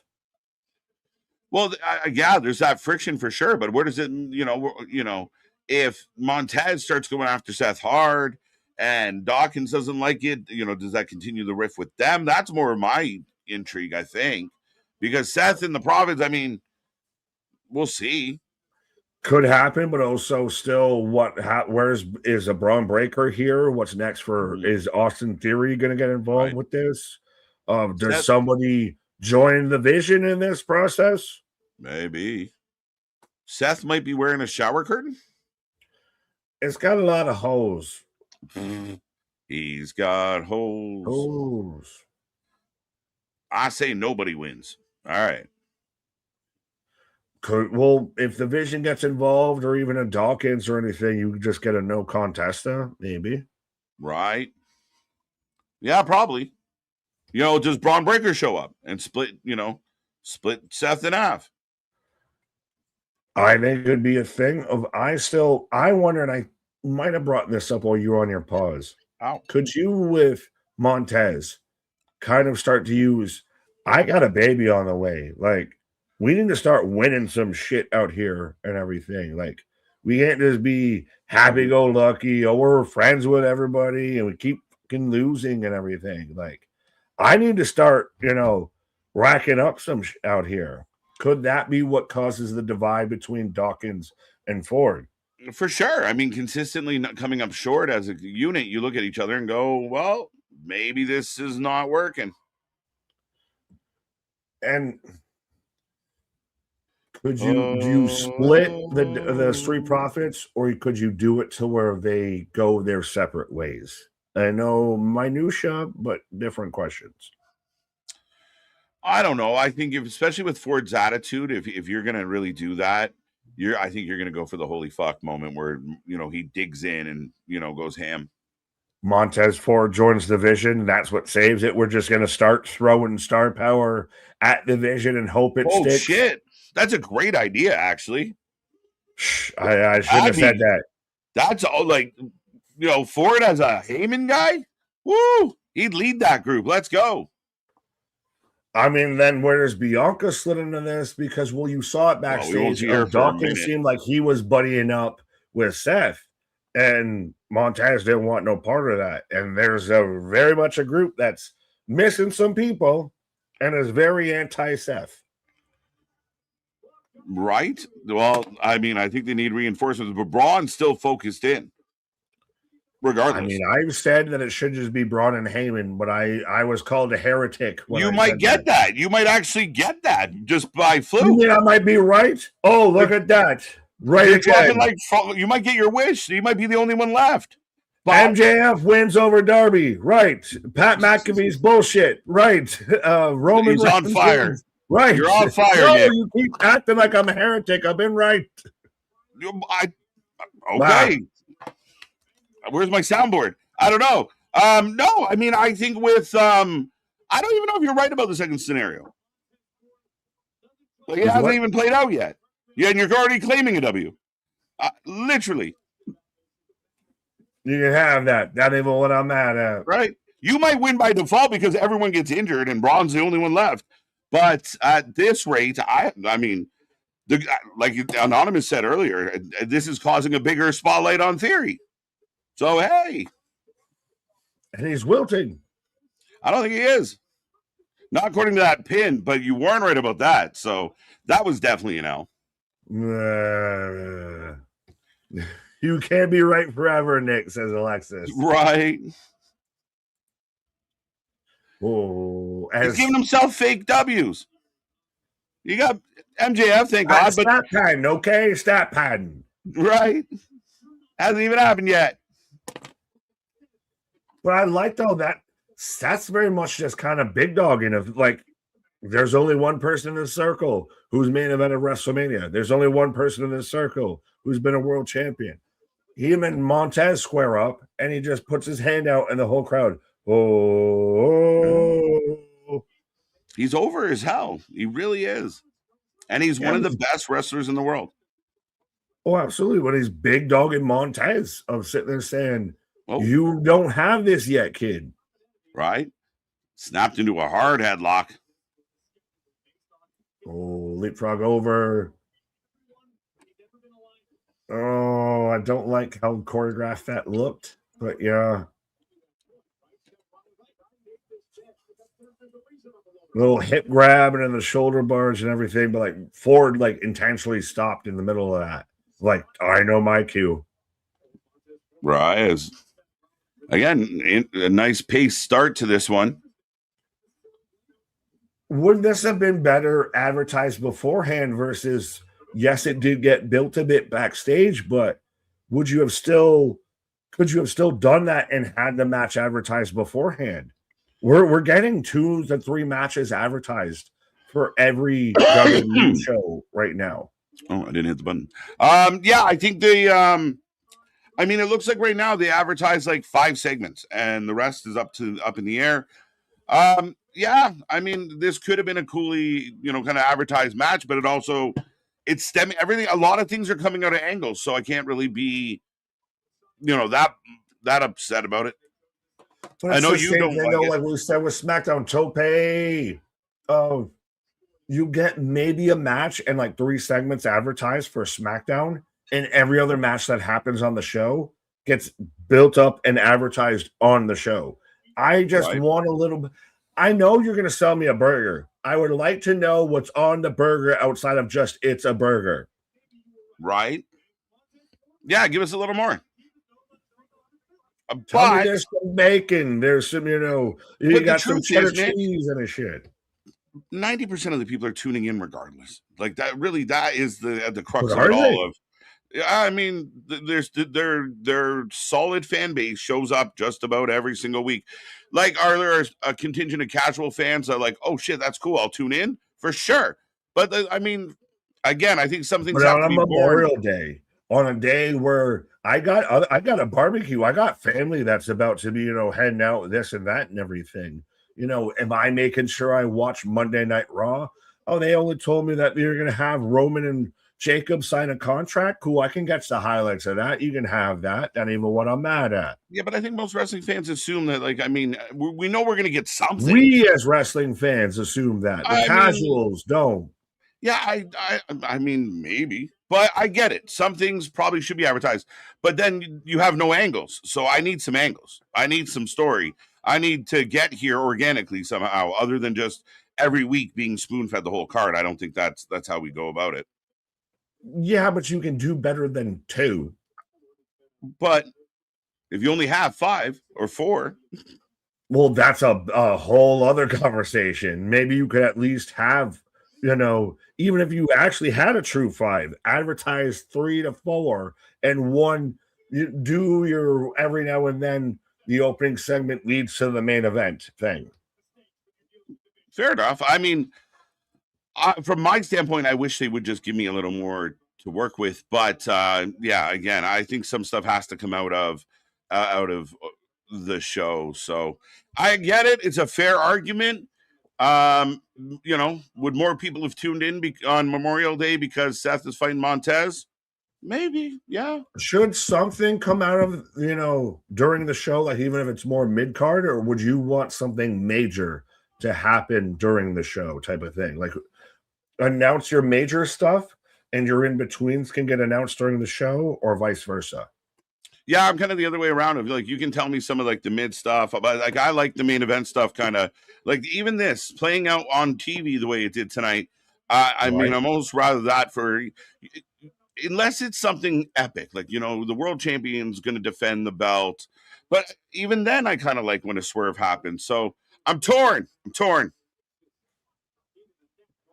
If they did that, Nick, then it's too unpredictable. You go too far to the underway. Right. As we're hyping, yeah, we are hyping up either the Vikings or SummerSlam or both. Yes, SummerSlam. But as the Knicks right now up 72-53 with 9:35 left in the third quarter. And again, so if the Knicks win this game, straight on to the finals. 4-0 sweep of the Cavaliers. There you go. Goodbye.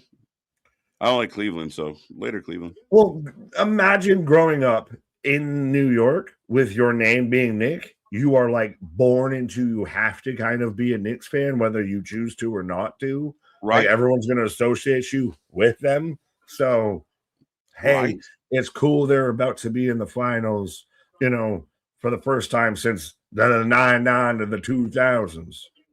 Absolutely. Right now, we're still going Seth Montez. Oh, big forearm. You want to read that one? Yeah, it made me laugh, Spaz. You know, I'm torn on this one. It's, you know, there's a happy medium in there, but you can't give it all away. If you want to, I truly believe in, if you want to see it, tune in. And if it's super give cool, give it away now. Yeah, I don't think so. I mean, I don't know. Well, there is a happy medium between like AEW that'll announce their full card and then some, versus WWE that'll announce 2 matches in 4 segments. Right. Oh, backflip misses. Oh, sit out. Big step up enziguri from Montez. I feel like the crowd's just kind of waiting here at the moment.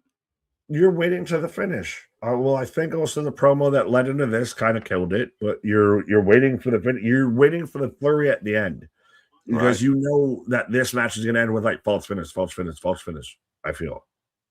Yeah, if I could see him picking up in a hurry, but here comes Seth. Oh, up top. See if we get him. Suplex. Fucking arrow. Hits them both. 2 count. Hopefully the Cowboys will go to the Super Bowl finally after 30 years. We finally have a defense. We will see. Hey, I'll take it. You know what? If the Cowboys take on the Bills in the Super Bowl, you can have that. Not even what I'm. That'd be like the epic showdown of just underachieving in football. Like it would be crazy. What you trying to fucking say? Somebody would legitimately like break the streak of like finally. Somebody has to win. Right. The streak will be broken. Like that's, I mean, respectfully, I mean, that would be mediocrity incarnate. I'd be pretty pumped if I was Bills because and I'd be pretty pumped if I was Cowboys because both teams known for just laying eggs at the wrong time. Respectfully, just. Is there a team that gets called Canada's team like the Cowboys get called America's team in any sport? For the longest time in hockey, it was Toronto. Was kind of, they were always on Hockey Night in Canada. But I mean, the country is kind of split because I know the francophones out there are going to, Montreal also was kind of divided. We get away with like Toronto and Toronto Blue Jays, Toronto Raptors being the only team up here in the league. So they, we're 100% behind them when they go on a big run. Everyone in the country is going nuts. Yeah, the Blue Jays. Yeah, you got everything. Right. So. Surprised there's nothing besides the Senators in Ottawa, your goddamn capital. Yeah, but like Ottawa shouldn't be the capital. KJ for Prime Minister, I don't know, 2030.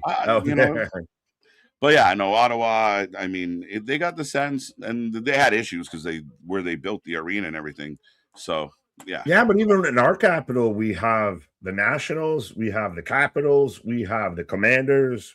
There's and the Wizards. There's 4 teams, all just within the District of Columbia. Yep. Yeah, very much same here, right? And I mean, some of the teams play out of the same building.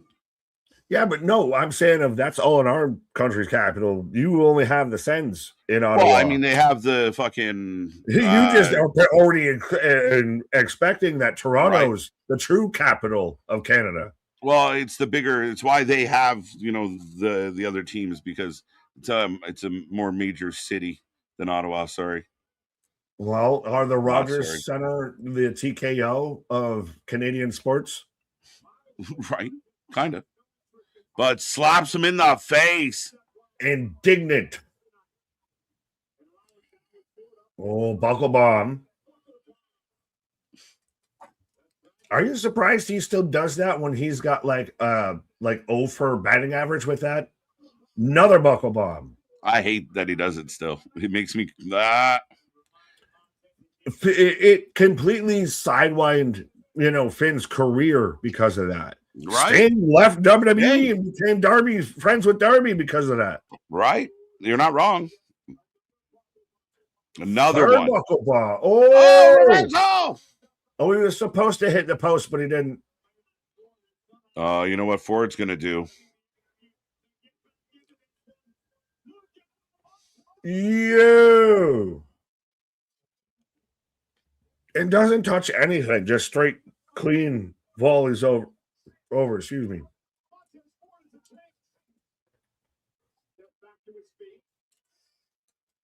Mushes that man in the face. Frog splash. 1, 2, 2 go. Right.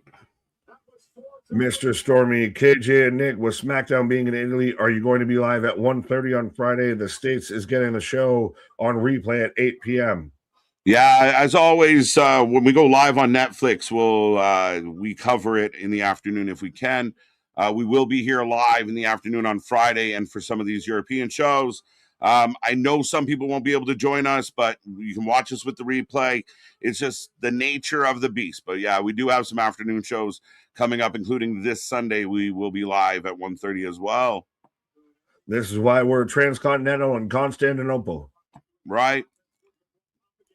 It's always been a debate about the, waiting to the replay or watching it live. We've always just kind of covered it live. Because the spoilers just become abundant as stop. Big 3. Well, okay. Minimal 3. He sat there and just did this. He put an arm. He draped an arm, and that's all it took.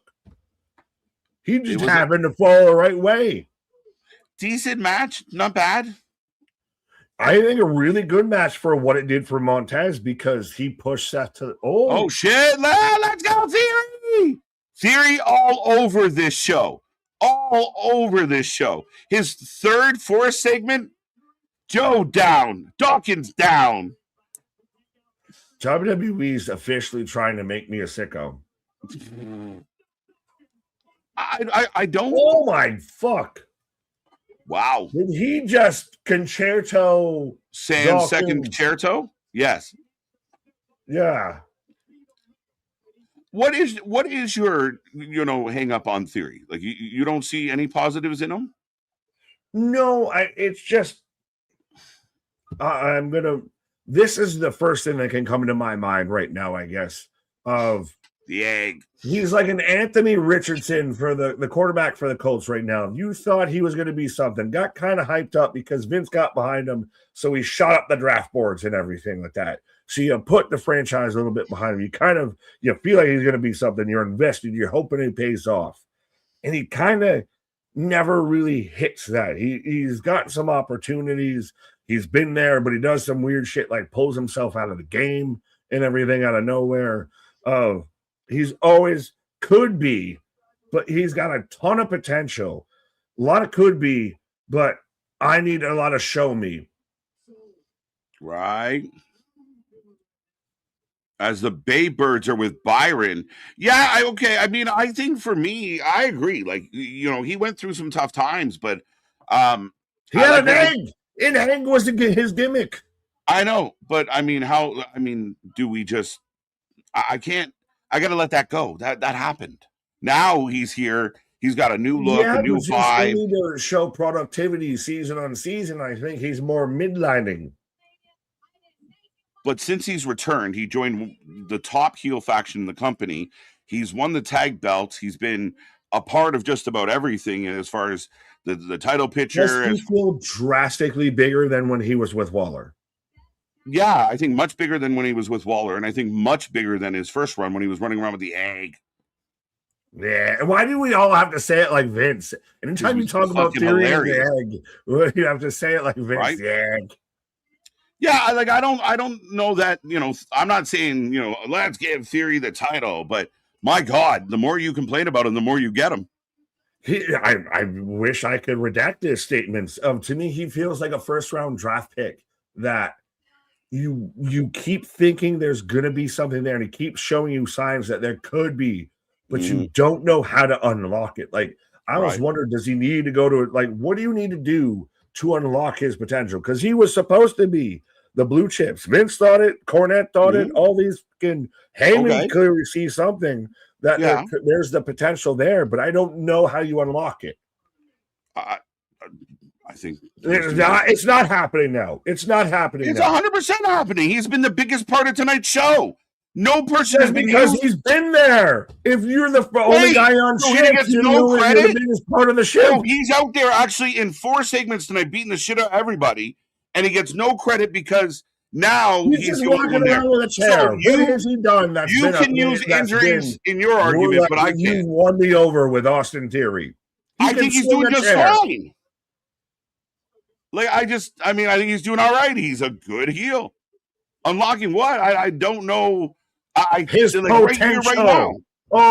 Potential. He's a Paul Heyman guy who's been on this show tonight more than anybody. So was Curtis Axel. Well, that's not fair. No, that's fair. If you want to sit there and act like everything you say is completely fair, then what I say is fair too. That's not even close. No, that is close. That's definitely in your peripheral. That's in your rear view, and that's what I'm worried. Like what is wrong with this? What this guy's doing right now? He's athletic. What is right with what he's doing? He's fucking up all the baby faces. Jeans and a chain. He looks like a guy that's a fucking bad guy in a '90s Daredevil movie. I'm so I don't get it. Like we're watching. What is he doing? Maybe watch the show. He's taking out. Oh people. Yeah, He's taking out everybody. Everybody, we've been here for 2 hours and 15 minutes. I forgot to put my eyes in. He's in he's fucking with Seth. Like I'm not saying he's burning the world down, but I think he's doing really well, and he's literally been highlighted more than anybody on this show. He's a guy swinging a chair. That's all he is right now on this show. A guy swinging a chair. That is just stubborn at an interesting level, my friend. It's just literally watching this man work and do fine. I don't know. They just keep booking him more, so we'll see. I'm going to stop talking about Austin Theory. Why? Go away. He's not going to go away. He didn't start getting booked till I started bitching about him. Ever since he's come back, he's been with this faction. So, I mean, they put him right to the top with the top group. That's all I know. I'm not giving an opinion on that. I'm just telling you what I see. We're comparing Michael McGillicuddy to Austin Theory. You goddamn right we are. This is the era of McGillicuddy. He's a low-key out here. Throwing backs out to try and make an argument. Well, no, I'm just seeing the back shots that we just took out here with Ken McGillicuddy, with Ryback, with the Big Show. Remember when Claudio was a Ken Heyman guy at one point? What does this have to do with any of this? Because he's just another failed Heyman guy. But he's not failing. He's actively working. He hasn't failed yet. He's swinging chairs. McGillicuddy could have done the same thing. All right. Moving on, because this hill is so dug into. Again, you can't reason. I got bunkers, bitch. Yeah, I guess so. Shit. But Gunther and Cody coming up on Sunday. Yes, good old Cody Rhodes. Right. Jokes. Rhea and Jade running it back. 2 p.m. Sunday. Anonymous. At the end of the day, Austin Theory's push is Nick's fault. There you go. I will accept that. That's why, like I said, I'm going to stop talking about him and he'll go away. He's not going nowhere. And again, at some point you'll go, hey, this is kind of growing on me. No. The second I did that, I said I did that with the website. It all went away. Shit. Don't do it. I am Danhausen with wrestling. I can curse myself or you. Pick it. Right. Yo, this clash though. I'm normally like you do your Clash of the Castles and everything, and they feel like there's one, maybe two big matches. This is stacked. Right. 100%. Oh. Did you see the picture of, and I'm not trying to be that kind of guy, but Kathy Kelly out there, straight loose-footed out there because she had to make Nathan Frazier and Fraxium and everybody look taller. Right. So she can't have them heels on. Mm-hmm. And she out there with Becky like this. Right. Other people get punched in the face. Because so Lucas stepped in the ring with greatest female wrestler of all time. It's not just me saying it, other people are saying it. Is she really up there? She's got a valid case. She's one of the best ever. It will, even just within her own friend group, within the 4 horsewomen, is she the best of the 4 horsewomen? Charlotte still takes that achievement, I do believe. The same one you don't want to trust to be a babyface right now? Yeah, just that has to be in a tag team because she can't depend on her own character? I don't think she should be a solo babyface, but she's still the best of all time. I'd give it to Becky. Okay. Interesting. No one really made a big case real quick there for Monet. Miss 27 belts. No, I don't think that's happening anytime soon. Oh, I got Ronald Mysterious. Done. Booyaka, booyaka. So an unannounced, an unadvertised impromptu match, Ray versus Rusev, which, I mean, I've kind of felt like Ray might be focusing on being a GM. Yeah, well, Ray out here in a t-shirt. When's the last time you saw Ray wrestle in a t-shirt? This is like dad bod Ray of he's just getting shown up like, I guess I gotta kick my neighbor's ass right now because you talk shit about my lawn. Right. He's out here in a t-shirt. When does that happen? He was showing off the new merch. Yeah, but normally he's out there in the singlets or the chesticles out. Right. Rey Mysterio for the win. Unadvertised match. Nick is gonna be passed. Damon had teased it for half a minute. This goes to more your case of the mid stuff you can build during the show. Do that, have the big stuff announced. Right. I don't want them to announce the big stuff. Oh, I missed. I don't want I don't want them to announce all the big stuff because, I mean, again, you should have done surprise. Roman and Jacob sign the contract. I think a contract signing you can advertise. That's not anything I would avoid. I mean, if you're going to do a match, though, like if you have like we saw with Seth and Montez, if you're going to have, the story cause the match, I'm okay with that. I understand why they didn't advertise it. I'll give you that. How do we get back here? Still a bit more middle of the picture. I get you can sporadically hide a world title match or anything.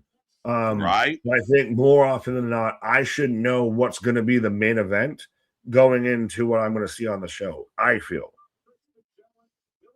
I don't necessarily agree with that. On a weekly show, you don't want to know what the main event. I don't even think that's a common on a regular, at least on an average. No. I don't think so. Once in a while, when it's a big deal match. But yeah, on a regular one, I don't need to know. I don't think so. Unless you got something big. No, I'm fine if you want to surprise me on something big, but I think normally week in and week out, I want to know or at least have a good idea on what's going to be the main event or what's going to be a big segment that I need to pay attention to. Or just tune in and you find out. Yeah, because that's advertising of just show up. We won't tell you to show up, but just show up. I mean, they advertise the show. They do advertise stuff, but yes, I'm saying they can advertise the big shit. Yeah, but then what do they do on the show as far as angles and such go? Like, how do you not about it during the middle of I'm fine? Yeah, but then you would criticize them for no story. They built to afford versus not just criticize them for like mailing it in and just announcing random matches instead of having an angle.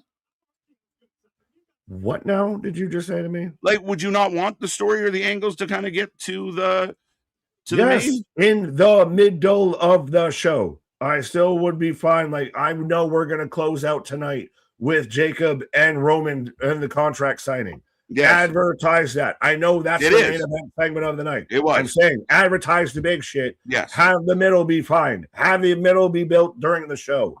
Fine with that. Maybe one or two in the middle of the show get advertised. You book it. Okay. So exactly what they did then. Beforehand. So exactly what they did then. You criticize paint by numbers as jokes. That's kind of what they did. They advertised they advertised Jacob and Roman in the main event. They advertised a couple mid-card matches, and then everything else in the middle, like what we've just watched, kind of came out of just like right now with Rusev and Ray. So that's exactly what they did. What was Nick's original point again? I don't even know. No This idea. fucking Jedi mind trick. Spinning wheels. These are not the droids you're looking for. I have no idea at this point. I have none. Just anger personified at this point. I had all this repressed rage because MJF actually won, and I don't know how to let it out. See, then you get Riggy. I totally see Big Nick's point. I'm speaking in the voices of the voice. There you go. W. So one person knows. Yeah, I'm playing another W that I didn't win. Shit. On that, I'll be right back. On that W of a note, KJ is going to be back. Yeah. Finding more M's. As Ethan Page out here on commentary as well. So, interessante. Well, we've seen a little bit teased of it, Ethan Page and Rusev. This man just spazzing out of Ethan Page and Rusev as a bit of a tag team. Do you get Ethan Page a bit more involved in AAA? Is AAA becoming WWE's NXT of it's the hot new, hit on the block? It's the hot new girlfriend out there? Because it's arguably, up until Double or Nothing, people were saying was the best weekly show in wrestling. So, we'll see. Asuka WWE contract. Yes, she does still have one. And might be showing up sporadically. I'm glad that she was able to clarify that for everybody that was concerned. Well, we are on our way with Rusev versus Ronald Mysterio. So, folks, let me know who you got. Whether you got Rusev or you got Ray, and I can't even say just drop an R because it fit either way. How long was Double or Nothing? I think the main show, not including the 0 hour, was minimum over 4 hours. And then you add an hour on top of that for 0 hour. So that's, I think, how it went. I could be wrong, but yeah. Nick's point is whatever is done, it should be the opposite. Yes. Whatever they're doing, do the reverse. Whatever they're doing, I don't like it. Whatever they're not doing, I like it. I think KJ and Nick flopped a couple times on which side. Yeah, exactly. We were very much at times who's on first and what's on second. But I'm fine with that because I'm in a delirium at this point of, hey, Tony, I get that it's a holiday for most people on Monday, but some people do still need to work, or some people at least need to get the fuck out of your arena at 1 a.m. Maybe do it on a Saturday. If AEW shows wanted to go all ever on a Saturday, fine. Don't do it on a Sunday. I don't need to be out here and Ray with a slide through powerbomb and in the barricade. Oh, we got to be doing a commercial. Ray with a ones up, but was he about to hit off the apron? Hurricane run this. Caught him. Oh, we're going to get the pendulum spot on the ring post. Versus the barricade. No, doing all of that on a Sunday. No, do better, be better. Let people leave the same time that they got in, like the same day that they got into the show and everything. I know we had a couple friends that were even like, I had to leave before the main event happened because I knew if I didn't, I was going to get caught up in the nonsense trying to leave the arena. You could have trimmed a half hour to an hour out of that show, and it would have been perfect. But do it on a Saturday. If you want to do 5 hours, do it on a Saturday. Don't do it on a Sunday when people got to probably work on a Monday. All I'm saying. But I'm in commercial after we get the pendulum spot onto Ronald. Boston had a problem. No one lost hair. Darby missing a piece of his skull, probably. Well,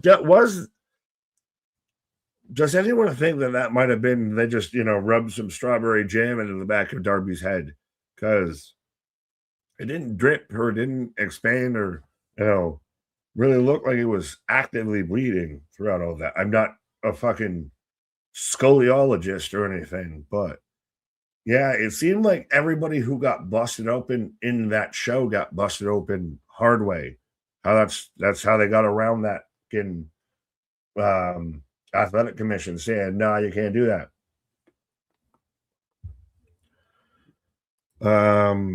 But if AEW did Double or Nothing on a Saturday, you would have had an issue saying that they are trying to counterbook Saturday's main event. No, I really wouldn't have at that point.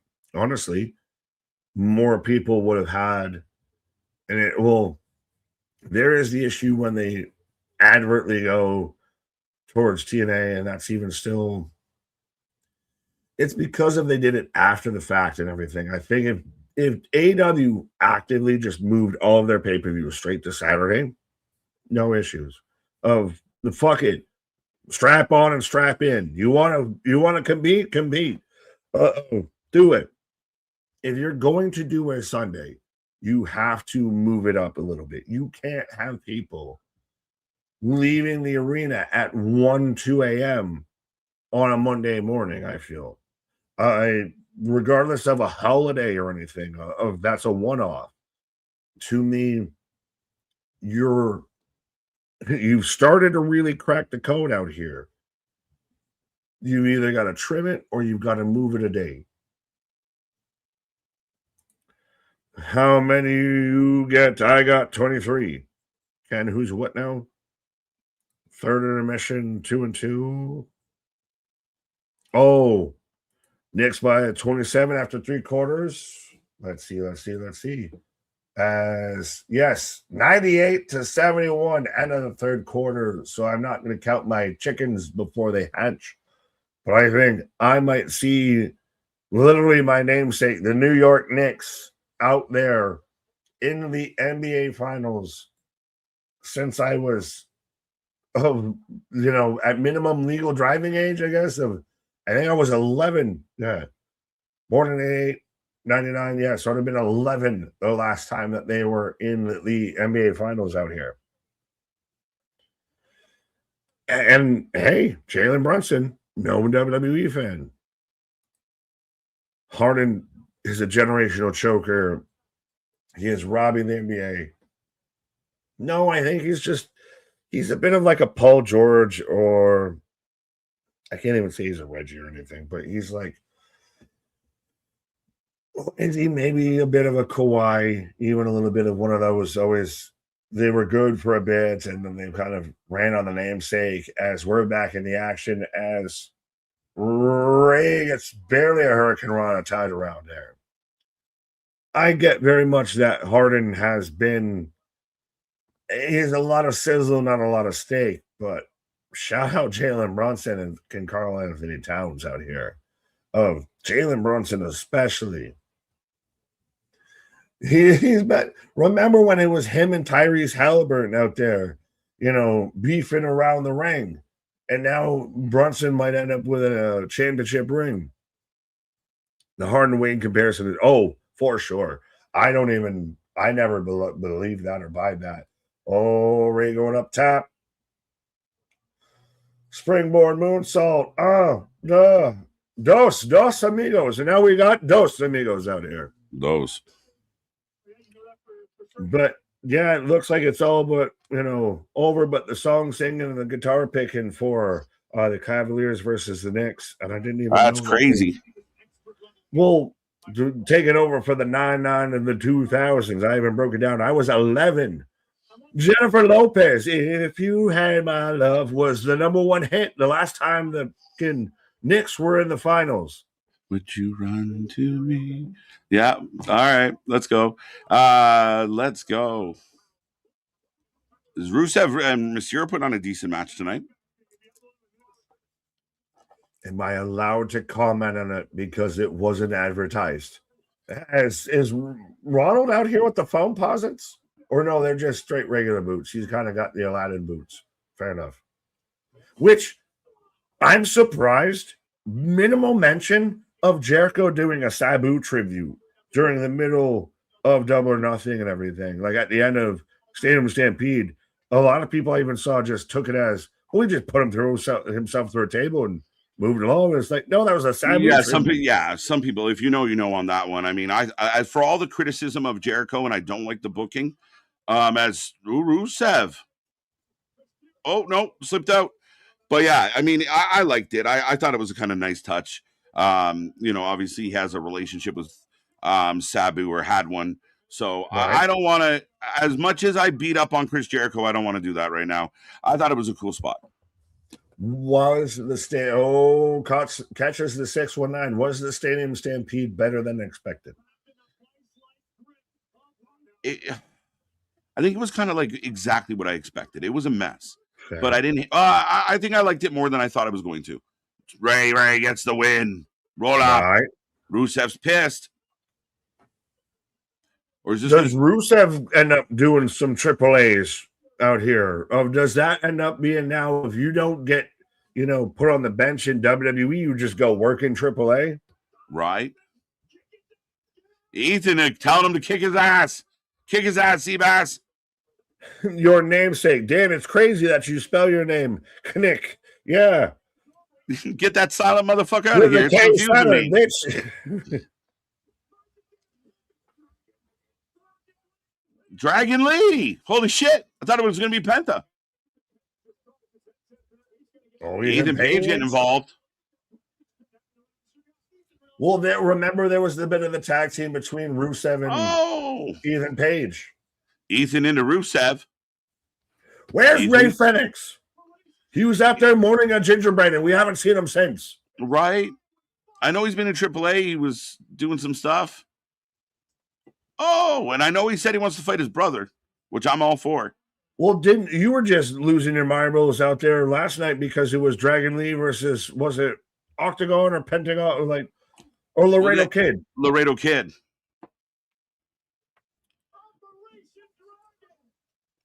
I just felt like starting naming shapes. Triangle, right. Hexagon. One of them will fit.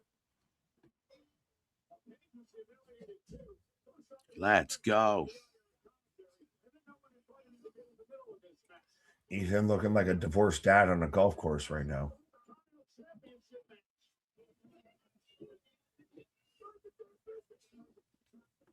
But so again is like, oh my fuck.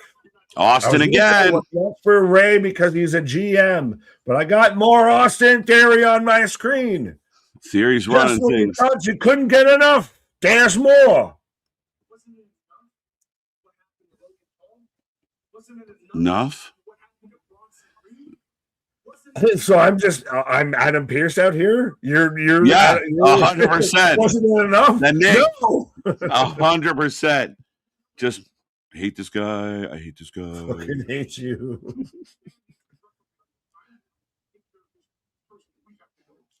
We have to go. We have to go now. Anything that you've done like Haven's the pen. Oh,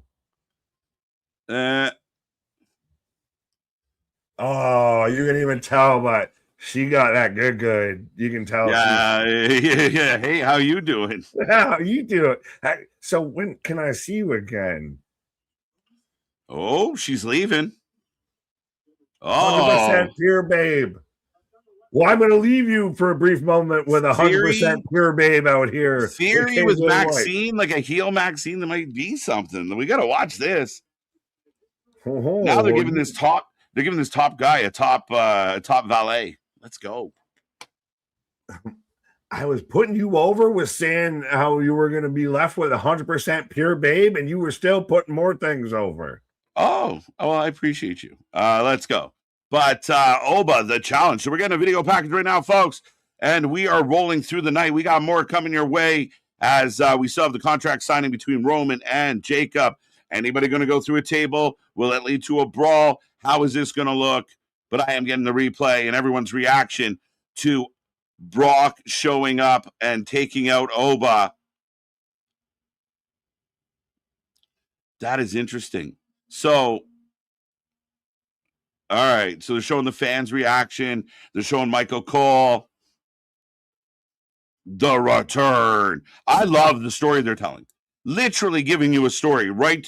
Like if you want it spoon fed to you, it is right here, right now. Brock laying out Oba. Right? Let's go. It's happening, Jose. Maxine wants some theory. I got a theory on that. Brock decimates Oba. Right? It kind of feels that way. That's cool. That's allowed. I find it very hard to find positives for Jon Moxley, so I get it. I do.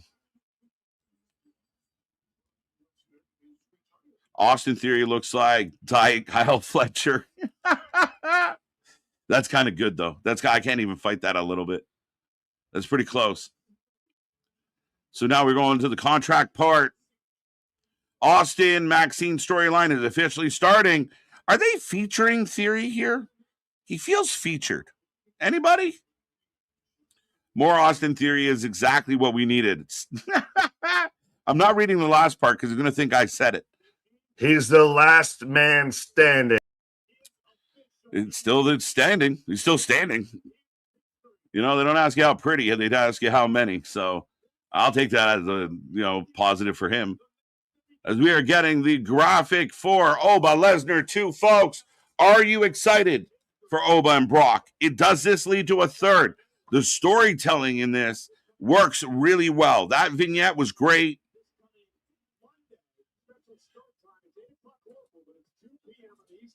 So 2 p.m. on Monday, King and the Queen tournaments begin. Next Monday, we will be here live, and the King and the Queen tournaments kick off.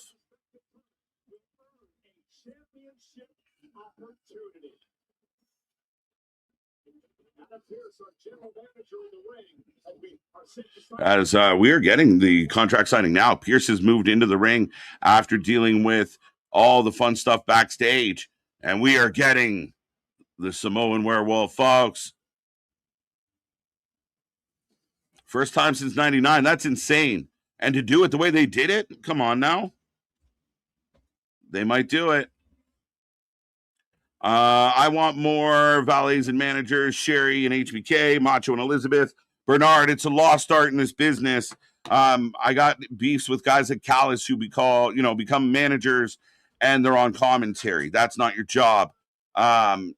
I think that, there's a lost art to it. Paul Heyman, obviously.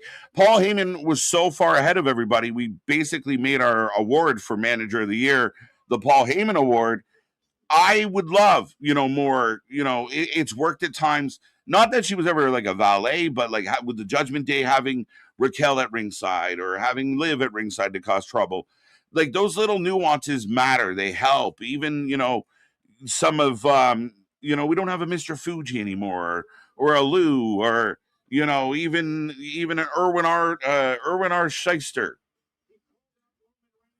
That was IRS. Who am I thinking of? What's the little guy? What was the little guy? I'm close. I can see his face. Alfonso. No, but that's good. Bill Alfonso would be a good one. Who am I thinking? Tiny little guy, always wore a suit, bald head. He was like 5'1", 100 pounds. Maxine and Theory feel ECW like with valets. Oh, look, Chris. There you go. I like that vibe. Theory, Maxine. Let's go. WWE haven't had a main event match in 2 months on Raw. We haven't had, just all segments. Is that true? That's interesting. I don't like that stat. But there's been a lot going on, a lot of pay-per-views. Maybe? If it's been 2 months, Paul, like I would agree that feels too much. Right? Jacob in the ring. Let's go. Paul Ellring's a good one. Virgil. Who was the guy with Giant Gonzalez? Harvey Whippleman. Ding. Paul gets the point here tonight. Harvey Whippleman. I like it. Slick was a good one. I mean, I even like the China. We talk about Slick, like the one, the really good managers. You had the Bobby the Brains and such, and like we said, the Harveys. The Jim Cornette's, the Weasley manager. But sometimes just the bodyguard, Rick Rude as the bodyguard.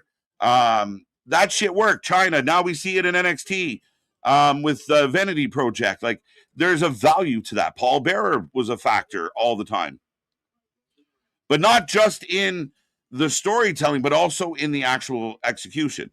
I mean, one of the best things ever, like from a wrestling standpoint, and it sounds crazy, but one of the most epic moments ever was when Randy and Elizabeth reunited. And it felt so good. That's funny, MDB. I believe you, but that's funny. Zelina was solid valet for Andrade. That worked well. That was the last time Andrade was like really, really good. And last time, Zelina really worked. I know a lot of fans of her. She has a big following and stuff. No disrespect to her. I don't dislike her, but some people act like she is a phenomenal talent that everybody missed out on. I think she's all right. She'll be okay. She's doing good out there. Raven, Johnny Polo, facts. Paul Bearer is the reason I know what Paul Bearers do. Facts. That's jokes. I'm a fan of Mr. Fuji. Fuji was great. And out of nowhere, just either some powder, some rice, just Batu signs and the crowd chants OTC, folks. Get those ones up. Jacob just yeets a chair at everybody. And another. He wants the security guards to get out of the way. There goes the table, and here comes the security.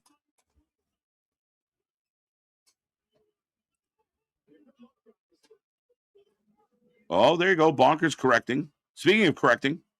Whoa, maybe. No. Well, I guess according to you, I need correcting. But we've had one wrestler assemble his contract signing, the other deassemble their contract signing. Yeah, I mean, we're not putting it together. Jacob taking everything apart and throwing it at the security. So you're risking taking a chair. Here comes the tribal chief. With the elbow sleeve, interessante. Right. Feeling the effects. Uh-huh. He's had to work more than 2 matches in a month. Well, actually, not even matches, just segments. Well, he's been around more. He said he was going to be.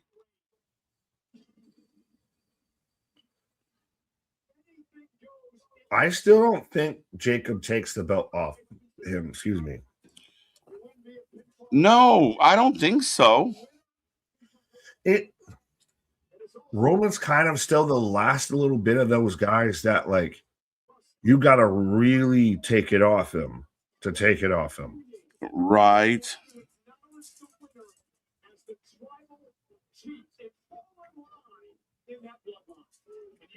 It's the whole security team blocking off Jacob.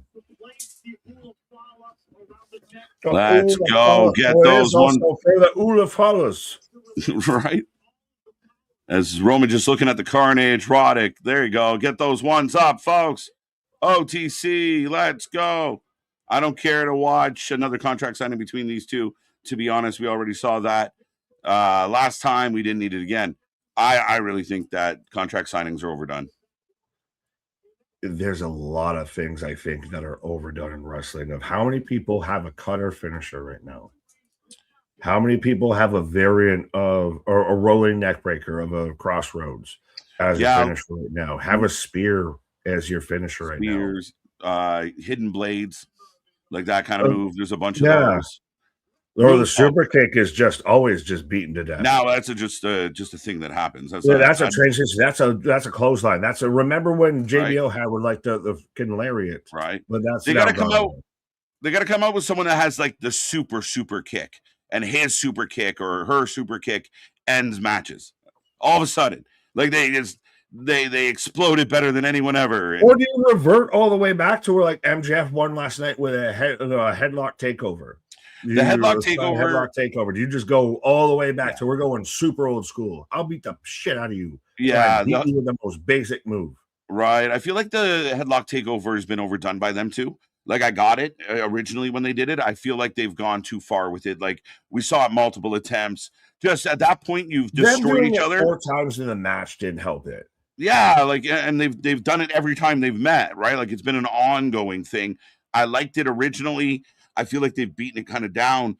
And I think a match like last night, like for MJF to pick him up and throw that move in there, just get the pin. It's more believable if you just get the pin. It's that move when it was initially done was meant more as a demoralizer than anything. So that should be done of I've already beaten the shit out of you. So I'm going to do this because I know there's nothing you can even do here. Yeah, and I think originally when that was done, I was all for it. I literally hope they, if they do meet up again, we let that go. Darby, they're both blonde and emotional. But Darby won it just off of 2 minutes with coffin drops and a headlock takeover.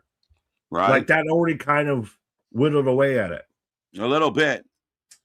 But Roman sends the security away. And Jacob and Roman stare at each other. Hashtag super duper kick. Super duper kick. That's what we need. KG, do you remember super duper man punch? Right. George, that's way, way, way, way before my time. But I do believe he was Canadian. Like Montreal. I do think now, he was what Canadian. In there led you to think he's Canadian? It's just because he's Canadian. I know of him. You know what I mean? Like, okay, that's why. Like, I don't. Like, was it the Crybaby that led you to think he's Canadian? The Canadian that led you to think he's Canadian? Where? Yeah, no. I think he's like way back in like the 40s ish. And he's your George the Animal Steel. He was big fella. George Crybaby Cannon. Yeah, I think the fact that he's Canadian is why I'm like, oh wait, yeah, okay. But other than that, knows all Canadians. He has an encyclopedic knowledge of Canadians. They all know it from birth. Right, my expert square on the floor, Canadians.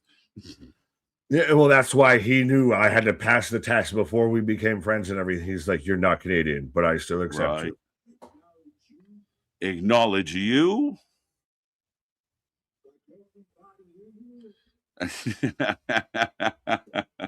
This one's for you, Nick.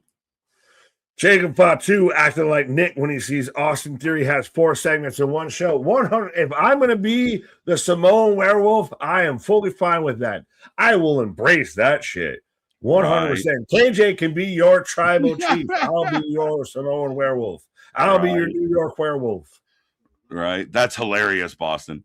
He's getting pyro for signing a contract. Bro, the chair got pyro with Cody with throwing it in the fucking ring. Right. Now, should Jacob still be I'm coming for everything you have, Roman, or should it just be wild man unhinged? Fuck it. There is no reasoning with him anymore. He is the ultimate loose cannon. That's what the Samoan werewolf kind of was when he signed. Mm-hmm. And that's kind of how this started, right? Like he was tearing the place apart, but now we're having a bit of a exchange. And I think my only complaint a little bit is we are kind of like Boston said, because they've done a couple segments like this, they're kind of saying some of the same things.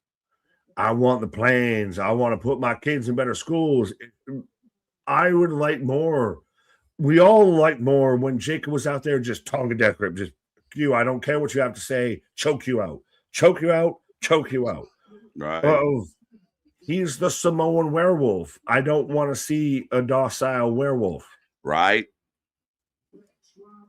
The Uber Canadian. The number 1 Canadian. Right. So just like that. Yeah, I mean. And when I get done taking over this, when I get done taking over this, I can hear the whole show through you. Yeah, we're actually getting the lower third graphic. Well, they're just reminding you of, hey, you want to watch Tribal Combat. Right. This is where you need to watch it. 1:30 in the afternoon, 2:00 in the afternoon. Right. MDB shows up with sparklers for the cookout. Facts. For sure. I'm going to be there with bells on. Right. How many people know what that actually, like, remember that phrase ever? I'm going to be there with bells on. With bells on. I think Mo, I don't know. Is that uncommon now? It could be. I feel like that. Well, my guy, how many things do we grow up with that were like, you know about this, right? Now, Oh my no, God. we know nothing about it. Oh shit. Kids are good for that. They'll remind you of how old you are when they start talking shit, and you're like, I know none of this. Yeah. I don't know what this is that you speak of. I just kind of gave up with like 6, 7 because I couldn't figure it out. So just fuck it, I just surrendered. Right. KJ Fantasy Booking, Trish versus Natalia. Who wins? Trish.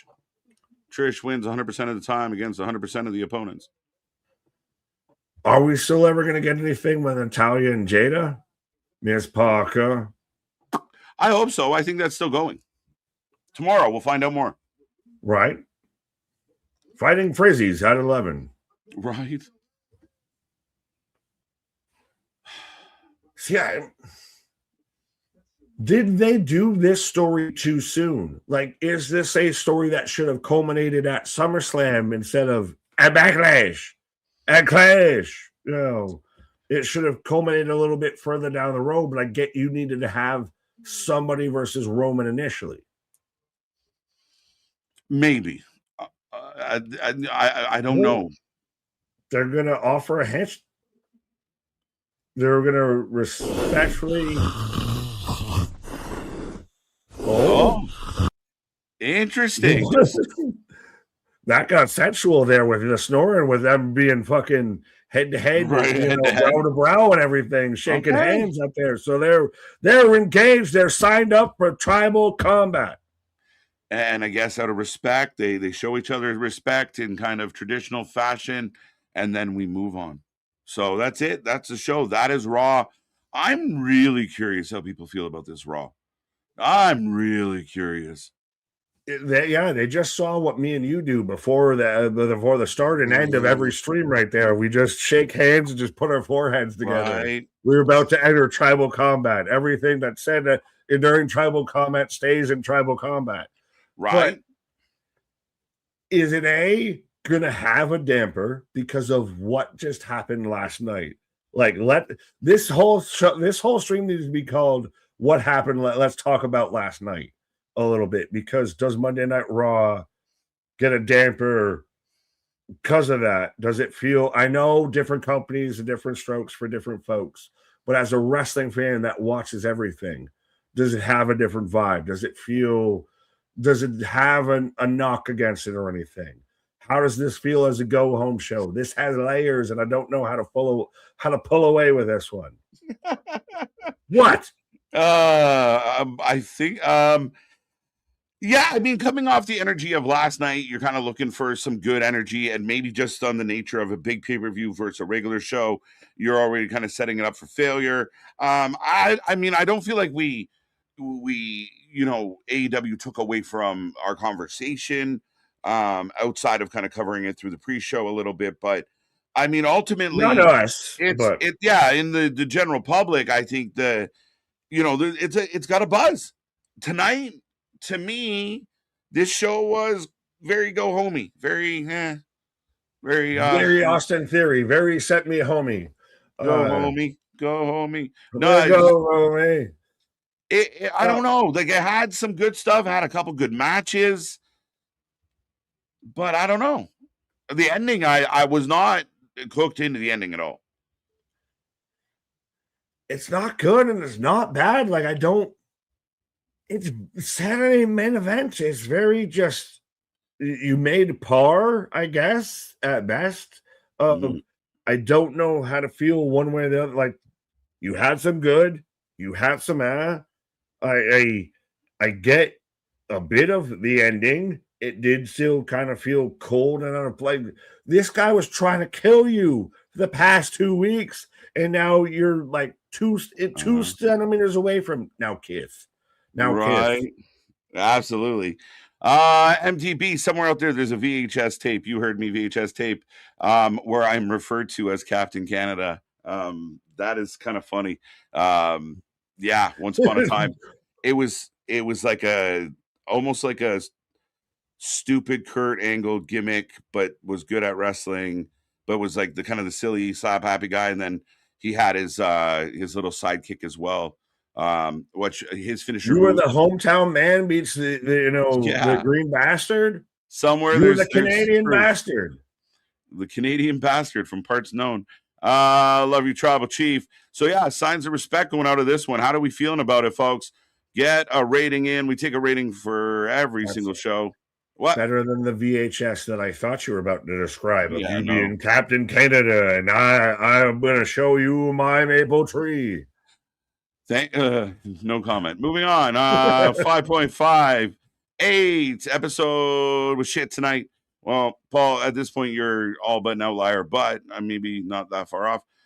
Damien, 8.5. Every world championship booked to have a title match there and left out. Oh, no. It will be fine. Stop it. 8 out of 10. Very enjoyable. We're just going to avoid that. But there's the official bald guy handshake. They did it at the end of the show. Nothing but love. Are you surprised? They expose the secrets. Like I said, we do this before and at the end of every stream, before we go live and after we hit end stream and everything. Right. They expose the secrets out there. They're out there like, do you remember the old, the wrestler's secrets, the magician's secrets of the guy with the mask? Yeah. And I'm going to expose everything. I remember Pat Patterson. It's a work here. Right. Shit. 8 out of 10. 5 out of 10. By Salem the Cat. Salem the Cat. Let's go. Shout out Salem. 5 out of 10. A Sabrina the Teenage Witch reference, by the way, folks. Who thunk it? Oh, we're 90s kids. Early aughts. 100%. It's bound to happen. 2.75 out of 5 knee pads from what I saw. Oh, I see what you did there. 7 out of 10 from Reader. 5.5 Carpenter. It was fun. 7.5. I'm with OG Dale and some of these other folks. I felt like it was 7. Very I could understand if you went up or down a little bit, but 7. Didn't hate it. 6.5 just for theory. The half just for theory. There's a theory deficit. That's the half point at least. 7.5 for theory. There we go. 7.5 out there. For the fucking dash out there. Right. It's fun times out there when you're awesome theory out there, when you're eyeballing Maxine Dupree out there. I don't know when I do the dusting, you start twitching your nose. I'm like, this man is showing up signals like a fucking, a third base umpire. Right. Like, I got him. Feel home. 7 out of 10. 5 out of 10. I ain't thinking about last night. This was boring. The episode could have been in a text message. Anthony, could have been an email. Yeah. I mean, there was some stuff that was all right, but it was too few and far between. But also, if last night wasn't as great as it was, are we like, I've had some really great wrestling right now. You better satiate my, urges and desires of, is it, if you have some good pizza and then make DiGiorno at home, the DiGiorno really tastes like shit that night that you made it at home after you had some good pizza, now don't it? It's crazy that we're doubling down on the pizza on the same day, but I hear you. It happens some days. But no, I mean, maybe there's some. I mean, it does help the people out there that want to. For me, I guess. Of Austin, I don't know if for me. I mean, again, we're on a good vibe, so maybe you are looking for some of that energy, but trying to, I think even if AEW sucked last night, this was a boring show. Live deserve better. Well, Anthony out there yelling at me, it was still going to be boring without last night, Nick. But that's still, but does it sting a little extra? Does it go from a 7.5 to a 6.5 because I just had a good slice last night? Right. Yeah, I mean, maybe. I'm throwing a wild theory out there. I'm not exactly expecting to be really right on here, but that's just my argument of I saw a lot of people online and everything saying that they tuned into AEW for the first time last night because they've been turned away a bit because of, I can't buy tickets, or there's too much commercials, or this or that, or ticket, whatever reason it may be. And AEW might have snatched them fuckers in for a minute. And now this is one of those when I want to see WWE, like we talked about, fight back. You know, you're Debo out here. Don't sit there and get swung on now. Right. Yeah, maybe. I mean, at the end of the day, I think they were doing what they're doing. But you're right. Like I said it earlier, we want everybody to start competing. And I think maybe that's why we got, a couple matches that were more up tempo. Those matches were solid. But then there was drop offs. So like, Javon, Penta, fun, Seth, Montez, fun-ish, good match. So I mean, there was good stuff in here. But ultimately, yeah, felt like we're getting close to another pay-per-view. So let's just take a deep breath and move on.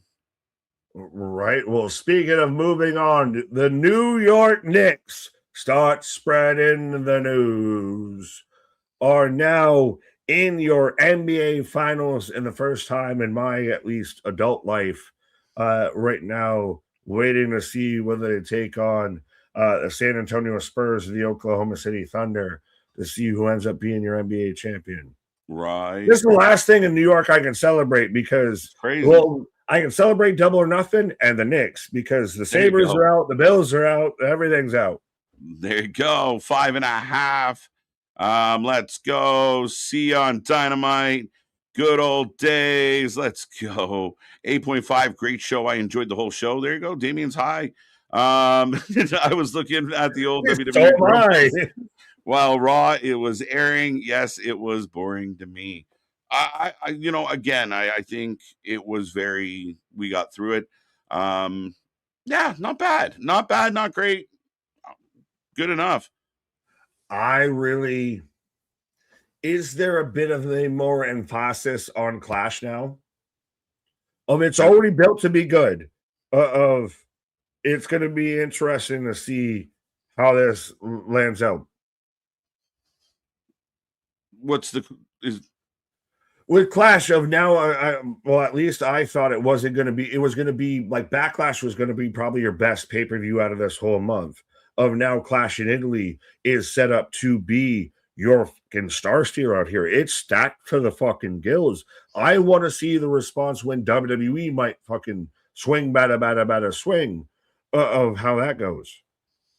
Yeah, I mean, I think Clash is set up. I think it's stacked. I think it's got a lot that is interesting. And I know it's not, again, I kind of wish the WWE would push a couple more matches into this, but ultimately the card is stacked. I think that they can get away with 4 championship matches and an Oba Brock match, that you can get away with 5 because you're going to need some breathing room. Yeah, some breathing room, some stuff in between, commercial. Yeah, I didn't say it. You said it. Right, it's going to be on ESPN for a chunk of it as well, folks. But that is Raw. That is the show. And we are back tomorrow for NXT, 7:45 p.m. And here all week long for all your favorite wrestling. Be a friend. Tell a friend. We are climbing. We're almost at 11K. More to come. And we're working on lots of things behind the scenes. Like, share, subscribe, and be a part of the family. That's all I got tonight. Austin Theory is Timu John Moxley. Our shit is real. Our shit is raw. Our shit is all authentic. When you're talking about that wrestling, you put that for life with it. See you on the flip side. Come back tomorrow.